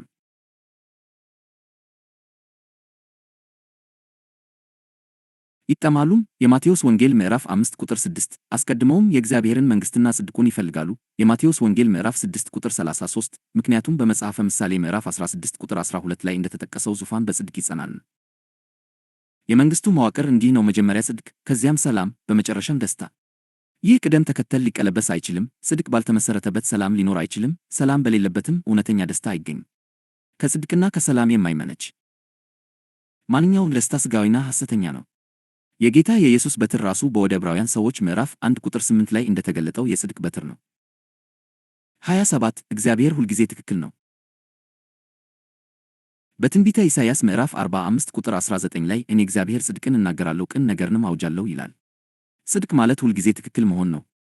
እግዚአብሔር በሚናገረውና በሚያደርገው ነገር ሁሉ ስህተት የለበትም። አንዳንዴ ነገሮችን ለምን እንዲህ እንደሚያደርግ ባንረዳም ሥራዎቹ ሁሉ የሚመነጩት ከማይመረመረው ጥበቡና ፍቅራዊ አሳቢነቱ ነው። እግዚአብሔር በመዝሙረ ዳዊት ምዕራፍ 9 ቁጥር 7 እስከ 8 ላይ እንደተረጋገጠው ዓለምን በጽድቅ ይፈርዳታል፣ አሕዛብንም በቅንነት ይፈርዳቸዋል። የእያንዳንዱ የእግዚአብሔር ልጅ ጩኸትም በመዝሙረ ዳዊት ምዕራፍ 72 ከቁጥር 1 እስከ 3 ላይ እንዳለው አምላክ ወይ ፍርድህን ለንጉሥ ጽድቅህንም ለንጉሥ ልጅ ስጥ። ተራሮች ለሕዝብ ሰላምን ያመጣሉ፣ ኮረብቶችም በጽድቅ የሚል ነው። 28 የመጨረሻው ግብ እርሱን መምሰል። እግዚአብሔር እንድንፈልግ የሚጠይቀንና በፊታችን ያስቀመጠው ግብ በመንገዳችን ሁሉ እርሱን መምሰል ነው። የዙፋኑ ጽድቅና ከመንግሥቱ ጋር የሚነግድ ልጆች ጽድቅ ይህ ነው፤ ሁልጊዜም ከእግዚአብሔር መለኮታዊ ቸርነትና ጥበብ ጋር ተስማምቶ መገኘት። ጽድቅ ማለት ያ ነው። 29 ጽድቅ እንደመሆን ሁኔታ ስቴት ኦፍ ቢይንግ። የመንግሥቱ ጽድቅ ሊገኝ የሚችለው በውስጥ በሚኖር በቅድስና መንፈስ አማካኝነት ለእግዚአብሔር አገዛዝ በተገዛ ሰው ብቻ ነው። ብዙዎች ጽድቅ ከማንኛውም ነገር በላይ ኔቸር ባህሪ ነው። አንድ ሰው የሚያደርገው ነገር ብቻ ሳይሆን እርሱ ዋት ሂ ኢዝ ምን እንደሆነ የሚገልጽ ነው። ይሁን እንጂ ከጽድቅ ቢይንግ መሆን የሚፈልግ የጽድቅ ዱይንግ ሥራ መኖሩ አይቀሬ ነው። ይህም ማለት ትክክለኛ አኗኗር፣ አመለካከትና ድርጊት የሚመነጩት በውስጣችን ካለው ከእግዚአብሔር ባህሪ ነው። 30 ትክክለኛው መንፈስና የመንግሥቱ ሕገ መንግሥት። ትክክለኛ መሆን ማለት ሃይማኖታዊ ወጎችን መጠበቅ ወይም በተለየ ፋሽን መልበስ ማለት ሳይሆን እንደ እግዚአብሔር ማሰብና ማድረግ ማለት ነው። በመዝሙረ ዳዊት ምዕራፍ 51 ቁጥር 10 ላይ ዳዊት አምላክ ሆይ ንጹሕ ልብን ፍጠርልኝ፣ የቀናውንም ትክክለኛውን መንፈስ በውስጤ አድስ ብሎ የጸለየው ለዚህ ነው። ክርስቶስ ራሱ ያ ትክክለኛው መንፈስና የጽድቅ መንፈስ ነው። ኢየሱስ በተራራው ስብከት ላይ የመንግሥቱን ሕጎችና ኮንስቲትዩሽኑን ሕገ መንግሥቱን ሰጥቶናል። በዚህ ዓለም ውስጥ በደል፣ ጭቆናና ግፍ ቢሞላም የእግዚአብሔር መንግሥት ግን ጽድቅ ነው። የእርሱ መንግሥት በኃይል ሲመጣ ሰዎች በውስጣቸው ከሚነግሰው ከፍቅር ንጉሥ ባህሪ የተነሳ ትክክለኛውን ነገር ያደርጋሉ። ይህ ለውጥ ከኃጢአት ይቅርታ አልፎ የማንነት መለወጥን የሚያካትት ታላቅ ኃይል ነው። 31 የሰው ጽድቅ ከእግዚአብሔር ጽድቅ አንጻር። በሃይማኖት ሥርዓት ውስጥ የሚማረው አብዛኛው ጽድቅ በሰው ትእዛዝ የተጫነ የራስ ጽድቅ ነው። በወደ ሮሜ ሰዎች ምዕራፍ 10 ቁጥር 3 ላይ እንደተጻፈው የእግዚአብሔርን ጽድቅ ሳያውቁ የራሳቸውንም ጽድቅ ሊያቆሙ ሲፈልጉ ለእግዚአብሔር ጽድቅ አልተገዙምና። የመንግሥቱ ጽድቅ ግን የሚገኘው በመንፈስ ቅዱስ ውስጥ ብቻ ነው። የእግዚአብሔር መንግሥት ወደፊት ብቻ የሚመጣ ቁሳዊ ነገር አይደለም፣ ይልቁንም አሁኑኑ በመንፈስ ቅዱስ ውስጥ ያለ እውነታ ነው። በመንፈስ ወደ እግዚአብሔር ንቃተ ሕሊና ስትገባ የመንግሥቱን ግዛት ረግጠሃል። ጽድቅ በውስጣችን ያለው የመንፈስ ሥራ እንጂ የሰው ድካም ውጤት አይደለም። 32 የጽድቅ ፀሐይና የታላቁ ጥሪ ፍጻሜ። ይህ ጽድቅ በትንቢተ ሚልክያስ ምዕራፍ 4 ቁጥር 2 ላይ እንደተገለጠው የጽድቅ ፀሐይ የሆነው ክርስቶስ በውስጣችን የመውጣቱ ውጤት ነው። ጌታ ሙሉ በሙሉ ሲለውጠንና በውስጣችን ጻድቅ ሲያደርገን ያኔ በውጭ በጌታ በኢየሱስ ክርስቶስ ፍቅር፣ ቅድስናና ኃይል ሙላት የሆነውን የጽድቅ መጎናጸፊያ እንለብሳለን። ያኔ እኛ እግዚአብሔር ጽድቃችን ተብለን እንጠራለን፣ ምክንያቱም በእርሱ የእግዚአብሔር ጽድቅ ሆነናልና። ይህ ጥሪ ምንኛ ታላቅ ነው! እግዚአብሔር በመንገዳችን ሁሉ እርሱን እንድንመስል መርጦናል። የመንግሥቱ ጽድቅ፣ ሰላምና ደስታ ዛሬ በውስጣችሁ ይብዛ። ክብር ሁሉ ለዘላለም ለእርሱ ይሁን፣ አሜን። 33 ክርስቶስን መልበስና የውስጥ ሕይወት አሰራር። እግዚአብሔር በኢየሱስ ክርስቶስ በኩል ያደረገው ተአምር ልብን ይማርካል። እርሱ ከጨለማ መንግሥት አውጥቶን በእግዚአብሔር ልጅ ሙላት እየለበሰን ስላለ ይህ እውነት ከመጠን በላይ የሚያስመሰግን ነው። የጽድቅ መጎናጸፊያችን አዲሱ ሰውና በሰማያት ዘላለማዊ የሆነው የእግዚአብሔር አዲስ ሕንጻ ጌታ ኢየሱስ ክርስቶስ ነው። እኛም በየቀኑ እርሱን እየለበስነው ነው። የአንድ በግ ውስጥ ያለው ሕይወት የሱፍ መሸፈኛውን እንደሚያበቅል ሁሉ በእያንዳንዱ የእግዚአብሔር ልጅ ውስጥ ያለው የክርስቶስ ሕይወት የሙሉ ድነታችንን ልብስ ይፈጥራል። የክርስቶስን የጽድቅ መጎናጸፊያ የምንለብሰው በገዛ ጥረታችን ከውጭ ወደ ውስጥ በመልበስ ሳይሆን በውስጣችን ባለው የሕይወቱ አሰራርና ኃይል ነው። 34 የመንግሥቱ ጽድቅና የዙፋኑ መሠረት። ጽድቅ በእግዚአብሔር መንግሥት መሠረት ውስጥ የመጀመሪያውና ዋነኛው ድንጋይ ነው። ከክርስቶስ ጋር በመንግሥቱ ለመንገሥ ብቁ የምንሆነው በመጽሐፈ ምሳሌ ምዕራፍ 16 ቁጥር 12 ላይ የተጠቀሰውን ዙፋን በጽድቅ ይጸናል የሚለውን ታላቅ እውነት ስንረዳ ብቻ ነው። ስለ ልጁም በወደ ዕብራውያን ሰዎች ምዕራፍ 1 ቁጥር 8 ላይ አምላክ ሆይ ዙፋንህ እስከ ዘላለም ድረስ ይኖራል፣ የመንግሥትህ በትር የቅንነት የጽድቅ በትር ነው ተብሎ ተጽፏል። የእግዚአብሔር መንግሥት ክብራማ የጽድቅ መንግሥት ነው። ይህ ጽድቅ አሁን የእርሱን ሰማያዊ ግዛት ዙፋን በሚጋሩት የእግዚአብሔር ልጆች ማንነት ውስጥ እየታነጸ ነው። በመዝሙረ ዳዊት ምዕራፍ 9 ቁጥር 7 እስከ 8 ላይ እንደተረጋገጠው እግዚአብሔር ግን ለዘላለም ይኖራል። ዙፋኑንም ለፍርድ አዘጋጅ። እርሱም ዓለምን በጽድቅ ይፈርዳታል፣ አሕዛብንም በቅንነት ይፈርዳቸዋል። 35 ዓለምን በጽድቅ መግዛት። በመዝሙረ ዳዊት ምዕራፍ 96 ከቁጥር 10 እስከ 13 ላይ እንደተተነበየው እግዚአብሔር ነገሠ ሲባል ዓለም በጽድቅ ትጸናለች። ሰማያትና ምድር ደስ ይላቸዋል፣ ምክንያቱም እርሱ ዓለምን በጽድቅ አሕዛብንም በእውነቱ ሊፈርድ ይመጣል። ይህንንም የሚያደርገው በልጅነት ማኅበሩ በአካሉ አማካኝነት ነው።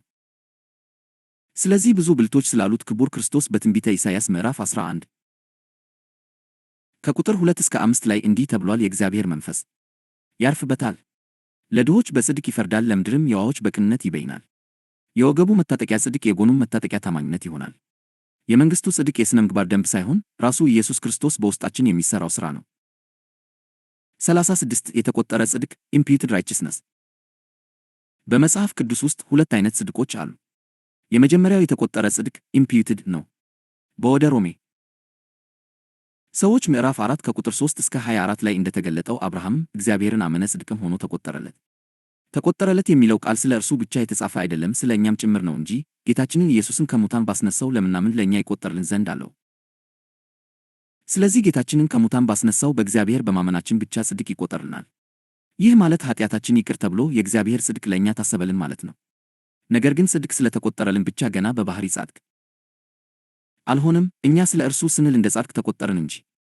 ጽድቅ እየተቆጠረልንም እንኳን በባሕሪያችንና በተግባራችን አሁንም ብዙ ስህተቶች ሊኖሩብን ይችላሉ። 37 የተካፈለ ጽድቅ imparted righteousness። ሁለተኛውና እጅግ አስፈላጊው ደረጃ የተካፈለ ወይም የተሰጠ ጽድቅ imparted ነው። ይህ ደረጃ በእምነት መቁጠር ብቻ ሳይሆን የእግዚአብሔር ባሕሪ በእውነት በውስጣችን ተካፋይ የሚሆንበትና ማንነታችንን የሚለውጥበት ነው። ይህም በአንደኛ ወደ ቆሮንቶስ ሰዎች ምዕራፍ 1 ቁጥር 30 ላይ እንደተገለጠው ከእግዚአብሔር ዘንድ ጥበብና ጽድቅ፣ ቅድስናም ቤዛነትም በተደረገልን በክርስቶስ ኢየሱስ የሆናችሁት ከእርሱ ነው የሚለውን እውነት ወደ ሕይወት ተሞክሮ ያመጣዋል።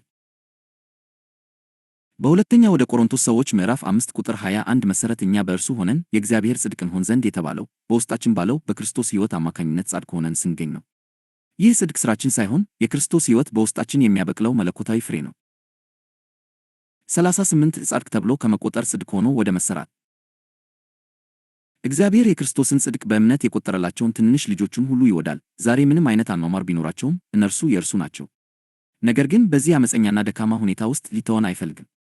እርሱ ጻድቅ ሊያደርገን ይፈልጋል። ጽድቁን እንዲቆጥርልን imputed ብቻ ሳይሆን ጽድቁን ሊያካፍለን impart ይሻል። በሁለተኛ ወደ ቆሮንቶስ ሰዎች ምዕራፍ 5 ቁጥር 21 ላይ እንደተገለጠው እኛ በእርሱ ሆነን የእግዚአብሔር ጽድቅ እንድንሆን made the righteousness of God፣ ኃጢአት ያላወቀውን እርሱን ስለ እኛ ኃጢአት አደረገው።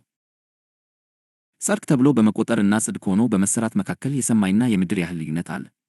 እያንዳንዱ የእግዚአብሔር ልጅ የእግዚአብሔርን ጽድቅ ሊገነዘብና ሊሆን ይገባዋል። እርሱ ጻድቅ እንደሆነ ጻድቅ ለመሆን፣ እርሱ ቅዱስ እንደሆነ ቅዱስ ለመሆን፣ በሐሳባችን በንግግራችንና በድርጊታችን ሁሉ ሁልጊዜ ትክክል ለመሆን፣ ዳግመኛ ክፉ ነገር እንዳናስብ ወይም የተሳሳተ ፍላጎት እንዳይኖረን ማን አይመኝም?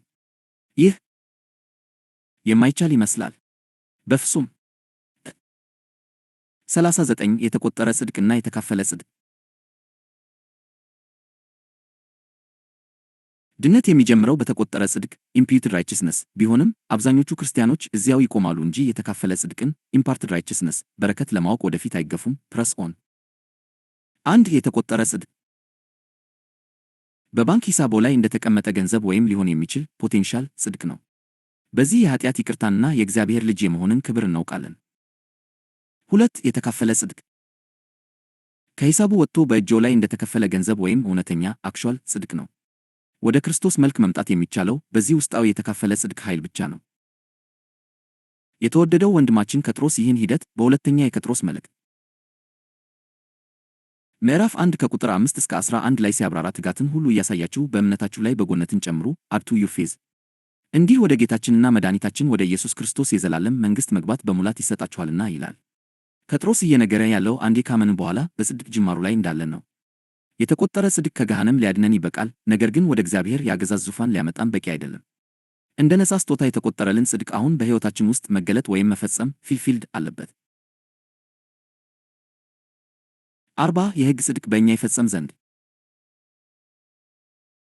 ጳውሎስ በወደ ሮሜ ሰዎች ምዕራፍ 8 ከቁጥር 2 እስከ 4 ላይ እንደጻፈው በክርስቶስ ኢየሱስ ያለው የሕይወት መንፈስ ሕግ ከኃጢአትና ከሞት ሕግ አርነት አውጥቶናል። ይህም የሆነው እንደ መንፈስ ፈቃድ እንጂ እንደ ሥጋ ፈቃድ በማመላለስ በእኛ የሕግ ጽድቅ ይፈጸም ፊልፊልድ ወይም ኤክስፕረስድ ይሆን ዘንድ ነው። እግዚአብሔር ለሰዎች ሊያካፍለው የሚችልና ሰውን ወደ እግዚአብሔር መልክ ከፍ ሊያደርግ የሚችል መለኮታዊ ጽድቅ ስላለ ዛሬ እግዚአብሔርን እናመሰግናለን። ሰዎች ከኃጢአትና ከሞት ኃይል ሊወጡ የሚችሉበት ሌላ መንገድ የለም። ይህ ጽድቅ ለድነታችን የምንታመንበት የተቆጠረ ጽድቅ ብቻ ሳይሆን ወደ ባሕርያችን የታነጸ የተካፈለ ኢምፓርትድ ጽድቅ ነው። ካልተካፈልነው በውስጣችን ያለ ኃይል ሊሆን አይችልም። ለዚህ ነው ጌታ አስቀድማችሁ የእግዚአብሔርን መንግሥትና ጽድቁን ፈልጉ ሲክ እና ጽድቅን ተራቡና ተጠሙ ሃንገር ኤንድ ሰርስት ብሎ ያዘዘን። 41 አዲሱ የመንግሥቱ ዘመን እና የልጅነት ማኅበር ለሚመጣው ዘመን የእግዚአብሔር መንግሥት ላለፉት 2000 ዓመታት ከተጠቀምንበት ያረጀ የመነሻ ስፍራ አይነሳም። የናዝሬቱ ኢየሱስ አገልግሎት በዘመኑ ከነበሩት የሃይማኖት ሥርዓቶች የተለየ እንደነበረው ሁሉ አሁንም እግዚአብሔር አዲስ ነገር እያደረገ ነው። ያለፉት 2000 ዓመታት የቤተ ክርስቲያን ታሪክ የውስንነት፣ የቅልቅልና የብስለት ዘመን ነበር። ነገር ግን የተገለጡት የእግዚአብሔር ልጆች በክርስቶስ ኃይል ሲነሱ እንደ ደካማ ሰዎች በተቆጠረ ጽድቅ ብቻ ደስ እያላቸው አይቀመጡም፣ ነገር ግን በውስጣቸው በሚኖረው የእርሱ የማይጠፋ ሕይወት ሂዝ ኢንኮራፕቲብል ላይፍ ሙላት የፍጥረትን ጩኸት ለማርካት ይወጣሉ። አሁንም ቢሆን ዓለም አቀፋዊ ልኬት ያለው የእግዚአብሔር እንቅስቃሴ በመሰናዳት ላይ ነው። እሱም በልጅነት ማኅበር ሰንሺፕ ካምፓኒ ውስጥ እየተመሠረተ ነው። ይህ እንቅስቃሴ የወንጌል ዘመቻዎች፣ የቴሌቪዥን ትዕይንቶች ወይም የቤተ ክርስቲያን ሕንፃዎች ግንባታ መነቃቃት ሳይሆን ልባቸውና ሐሳባቸው በራሱ በእርሱ የተሞላ ለእግዚአብሔር የተቀደሱ ሰዎች መለኮታዊ ስሜትና ኃይል ፍሰት ይሆናል። 42 የደመናዎች ምስክርነትና መገለጥ ቀድሞውኑ ብሩህ ደመናዎች በሰማይ ዳርቻ ላይ እየታዩ ነው። የሚያይ ዓይን ካላችሁ እግዚአብሔር የእግዚአብሔር ልጆች ለመገለጥ ማኒፌስቴሽን ኦፍ ዘ ሰንስ ኦፍ ጋድ ዝግጅት እንዲሆን በያዛቸው ሰዎች ሕይወት ውስጥ ለሚያደርገው ጥልቅ ሥራ ምስክሮች የሆኑ የብዙሃን ደመናዎችን ማየት ትችላላችሁ። ሰዎች ትናንትን በመቃብር ውስጥ ሲፈልጉ፣ እግዚአብሔር ግን ዛሬ አዲስን ኃያል ትውልድ እየዘጋጀ ነው። ክብሩ ሁሉ ለዘላለም ለእርሱ ይሁን፣ አሜን። የእግዚአብሔር ዘላለማዊ የእርቅና የጽድቅ መንግሥት ይህ መልእክት በሰው ልጅ ታሪክ ውስጥ እጅግ አስደናቂ ስለሆነው መለኮታዊ ምስጢር እግዚአብሔር ዓለሙን ከራሱ ጋር ስለማስታረቁና በልጁ በኩል ስለገለጠው የዘላለም ጽድቅ የሚያበስር ሲሆን ዛሬ በምንኖርበት ዓለም ውስጥ በደል፣ ግፍ፣ ፍርሃትና መከራ የበረከተ ቢመስልም እግዚአብሔር ግን ገና ዓለም ሳይፈጠር ጀምሮ በፍቅሩ የነደፈው ከውድቀትና ከሞት ኃይል በላይ ይሁን ታላቅ የቤዛነትና የክብር መንገድ እንዳለ ያረጋግጣል። በዚህ ሰፊ ትምህርት ውስጥ በመጀመሪያ እግዚአብሔር ዓለምን የወደደው በቁጣ ተገፋፍቶ ወይም መስዋዕት ፈልጎ ሳይሆን እርሱ ራሱ ፍቅር ስለሆነ እንደሆነና በመስቀል ላይ የተገለጠው መስዋዕትነትም የእግዚአብሔርን ቁጣ ለማብረድ ሳይሆን የእግዚአብሔርን ፍቅር ለሰው ልጅ ለመግለጥና ሰውን ወደ ራሱ ለመሳብ የቀረበ መለኮታዊ ጥሪ መሆኑን በዝርዝር እንረዳለን። በሁለተኛ ደረጃ ክርስቶስ በመስቀሉ ደም ሰላም አድርጎ በሰማይና በምድር ያሉትን ፍጥረታት ሁሉ የሚታዩትንና የማይታዩትን እንዴት ከራሱ ጋር እንደመለሰና ይህም እርቅ ጥቂቶችን ብቻ ሳይሆን እያንዳንዱን የተፈጠረ መንፈስና መላውን አጽናፈ ዓለም የሚያካትት የእግዚአብሔር የድል አዋጅ መሆኑን በቅዱሳት መጻሕፍት ማስረጃነት እናረጋግጣለን። በሦስተኛ ደረጃ ነቢዩ ዳንኤል አስቀድሞ እንደተነበየው በሰባኛው የዓመታት ሳምንት መካከል ክርስቶስ እንዴት ዓመፅን እንደጨረሰ፣ ኃጢአትን እንደለቀመና የዘላለምን ጽድቅ ወደ ዓለም እንዳመጣ ስናጠና፣ አራተኛው ነጥብ ደግሞ የእግዚአብሔር መንግሥት በመንፈስ ቅዱስ የሆነ ጽድቅ፣ ሰላምና ደስታ መሆኗንና ይህም በውስጣችን እንዳለ መለኮታዊ ሕይወት ዘር ሆኑ ፍጥረትን ሁሉ በእግዚአብሔር ክብር እስኪውጥ ድረስ እያደገ የሚሄድ ኃይል መሆኑን ያስረዳል። በአምስተኛ ደረጃ ጽድቅ በእምነት ከመቆጠር አልፎ እንዴት ወደ ማንነታችንና ወደ ባሕርያችን ታንጾ ወደ መካፈል እንደሚሸጋገር የምንመለከት ሲሆን በመጨረሻም ፍጥረት ሁሉ በናፍቆት የሚጠብቀው የእግዚአብሔር ልጆች መገለጥና ዛሬ እግዚአብሔር ለሚመጣው ዘመን እየዘጋጀው ያለውን የልጅነት ማኅበር ታላቅ ጥሪ እንቃኛለን። አሁን ክርስቶስ በታዋቂው በሰባኛው የትንቢተ ዳንኤል ሳምንት መካከል ለመላው የሰው ዘር የፈጸመለትን አራተኛውን ታላቅ ነገር ስንመለከት ዓመፅን ይጨርስ ዘንድ፣ ኃጢአትንም ይለቅም ዘንድ፣ በደልንም ያስተሰርይ ዘንድ፣ የዘላለምን ጽድቅ ያመጣ ዘንድ በሕዝብህና በቅድስት ከተማ ላይ 70 ሳምንታት ተቀጥረዋል። ትንቢተ ዳንኤል 9:24 ተብሎ እንደተነገረው እነዚህ ትንቢታዊ 490 ዓመታት የዘላለምን ጽድቅ ወደ ዓለም ለማምጣት የተወሰኑ ነበሩ። ለረጅም ጊዜ ሲጠበቅ የነበረው መሲህ ይህንን ለመፈጸም በዚያው በሰባኛው ሳምንት የመጣ ሲሆን ሐዋርያው ጳውሎስም በክርስቶስም በማመን የሚገኘውን ጽድቅ ማለት በእምነት ከእግዚአብሔር የሚገኘው ጽድቅ እንጂ ከሕግ የሚሆን የራሴን ጽድቅ ሳይኖረኝ በእርሱ እገኝ ዘንድ ሁሉን እንደ ድፍ እቆጥራለሁ ወደ ፊልጵስዩስ ሰዎች 3:9 በማለት እንደገለጸው ዛሬ ያለ ሕግ የሚገኘው የእግዚአብሔር ጽድቅ ለሚያምኑ ሁሉ በኢየሱስ ክርስቶስ በኩል ተገልጧል። ይህ ጽድቅ በአንዱ ሰው አለመታዘዝ ብዙዎች ኃጢአተኞች እንደሆኑ ሁሉ በአንዱ መታዘዝ ብዙዎች ጻድቃን ይሆናሉ ወደ ሮሜ ሰዎች 5:19 በሚለው መለኮታዊ መርህ ላይ የጸና ሲሆን የሚያምኑ ሁሉ ይጸድቁ ዘንድ ክርስቶስ የሕግ ፍጻሜ ነውና ወደ ሮሜ ሰዎች 10:4 ተብሎ እንደተጻፈው የሚያምን ሁሉ ከእግዚአብሔር ዘንድ የተሰጠውን ጽድቅ ይቀበላል። የእግዚአብሔር መንግሥት ጽድቅና ሰላም በመንፈስ ቅዱስም የሆነ ደስታ ናት እንጂ መብልና መጠጥ አይደለችምና ወደ ሮሜ ሰዎች 14:17 ተብሎ እንደተገለጠው ይህች መንግሥት በመጠባበቅ የምትመጣ ሳትሆን አሁኑኑ በመካከላችንና በውስጣችን ያለች መለኮታዊ እውነታ ናት። ጌታ ኢየሱስ በአባቴ መንግሥት ከእናንተ ጋር አዲሱን የወይን ጠጅ እስከማጠጣበት እስከዚያ ቀን ድረስ ከዚህ ከወይን ፍሬ ዳግመኛ አልጠጣውም የማቴዎስ ወንጌል 26:29 ማለቱ አዲስ ባሕሪ፣ አዲስ ጣፋጭነትና አዲስ ጥንካሬ ያለውን መለኮታዊ ሕይወቱን በተመረጡት ላይ እያፈሰሰ መሆኑን የሚያሳይ ሲሆን ይህ የመንግሥቱ ጽድቅ ደግሞ በቅደም ተከተል መጀመሪያ ጽድቅን፣ ከዚያ ሰላምን፣ በመጨረሻም ደስታን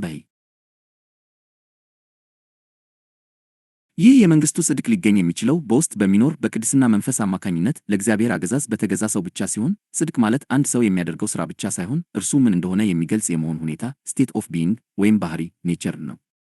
ብዙዎች የራሳቸውን ጽድቅ ሊያቆሙ ቢፈልጉም የመንግሥቱ ጽድቅ ግን በውስጣችን ያለው የመንፈስ ሥራና የጽድቅ ፀሐይ የሆነው ክርስቶስ በልባችን የመውጣቱ ውጤት በመሆኑ ዳዊት አምላክ ሆይ ንጹሕ ልብን ፍጠርልኝ የቀናውንም መንፈስ በውስጤ አድስ መዝሙረ ዳዊት 51:10 ብሎ እንደጸለየው እኛም የምንፈልገው ያንን ትክክለኛውንና የቀናውን የክርስቶስን መንፈስ ነው። እግዚአብሔር ጽድቁን እንዲቆጥርልን ብቻ ሳይሆን ሊያካፍለን ኢምፓርት ስለሚፈልግ ድነት በተቆጠረ ጽድቅ ቢጀምርም ወደ ክርስቶስ መልክ መምጣት የሚቻለው ግን በውስጣዊው የተካፈለ ጽድቅ ኃይል ብቻ ነው። የተቆጠረ ጽድቅ በባንክ ሂሳብ ላይ እንዳለ ገንዘብ ሲሆን የተካፈለ ጽድቅ ግን በእጅ ላይ እንደተከፈለ ገንዘብ በመሆኑ ከጥሮስ ትጋትን ሁሉ እያሳያችሁ በእምነታችሁ ላይ በጎነትን ጨምሩ። እንዲሁ ወደ ጌታችንና መድኃኒታችን ወደ ኢየሱስ ክርስቶስ የዘላለም መንግሥት መግባት በሙላት ይሰጣችኋልና ሁለተኛ የጴጥሮስ መልእክት 1:5-11 ሲል እንዳስተማረው በእምነታችን ላይ የክርስቶስን ባሕሪ መጨመር ይኖርብናል። ዛሬ እግዚአብሔር በልጅነት ማኅበር ሰንሺፕ ካምፓኒ ውስጥ አዲስና ኃይለኛ እንቅስቃሴ እየዘጋጀ ሲሆን ይህም የድሮ ሃይማኖታዊ ሥርዓት ዘዴዎችና ልምምዶች ሳይሆን ልባቸው በእርሱ የተሞላ የተቀደሱ ሰዎች መለኮታዊ የኃይል ፍሰት ሆኖ ፍጥረትን ከባርነት ነፃ ለማውጣት ይወጣል። በአጠቃላይ ይህ መልእክት እግዚአብሔር የጀመረውን የታላቁን ዕርቅና የጽድቅ ሥራ ዳር ለማድረስ በታማኝነት እየሠራ መሆኑን የሚያበስር ሲሆን ዛሬ ለሁላችን የቀረበልን ጥሪ ካለንበት የሃይማኖት ድርቀትና የራስ ጽድቅ ሙከራ ወጥተን በውስጣችን ለሚሠራው ለክርስቶስ የጽድቅ ኃይል ራሳችንን እንድንሰጥ ነው። የእግዚአብሔር መንግሥት በጽድቅ ተመስርታ በሰላም የምትገዛና በደስታ የምትሞላ በመሆኗ አብ አንተ ታናሽ መንግሥትን ሊሰጣችሁ የአባታችሁ በጎ ፈቃድ ነውና አትፍሩ። የሉቃስ ወንጌል 12:32 እንዳለ መንግሥቱን ሊሰጠን በጎ ፈቃዱ ስለሆነ በልጃዊ መታመን ወደ ዙፋኑ መቅረብ ይኖርብናል። የአጽናፈ ዓለሙ ጌታ እግዚአብሔር ግን ለዘላለም ይኖራል፣ ዙፋኑንም ለፍርድ አዘጋጅ። እርሱም ዓለምን በጽድቅ ይፈርዳታል፣ አሕዛብንም በቅንነት ይፈርዳቸዋል። መዝሙረ ዳዊት 9:7-8 ተብሎ እንደተገለጠው ዓለምን በጽድቅ የሚፈርድበት ቀን ስለደረሰ በውስጣችን ያለው የመንግሥቱ ዘር አድጎና ተንሰራፍቶ እርሱ ሁሉ በሁሉ እስኪሆን ድረስ በቅድስና መንፈስ እመላለስ። ቀድሞውኑ ብሩህ ደመናዎች በሰማይ ዳርቻ ላይ እየታዩ ስለሆነ የሚያይ ዓይን ያለው ሁሉ እግዚአብሔር ለልጆቹ መገለጥ ማኒፌስቴሽን ኦፍ ዘ ሰንስ ኦፍ ጋድ እያደረገ ያለውን ጥልቅ ሥራ ማየት ይችላልና ክብር ሁሉ ለዘላለም ለእርሱ ይሁን፣ አሜን።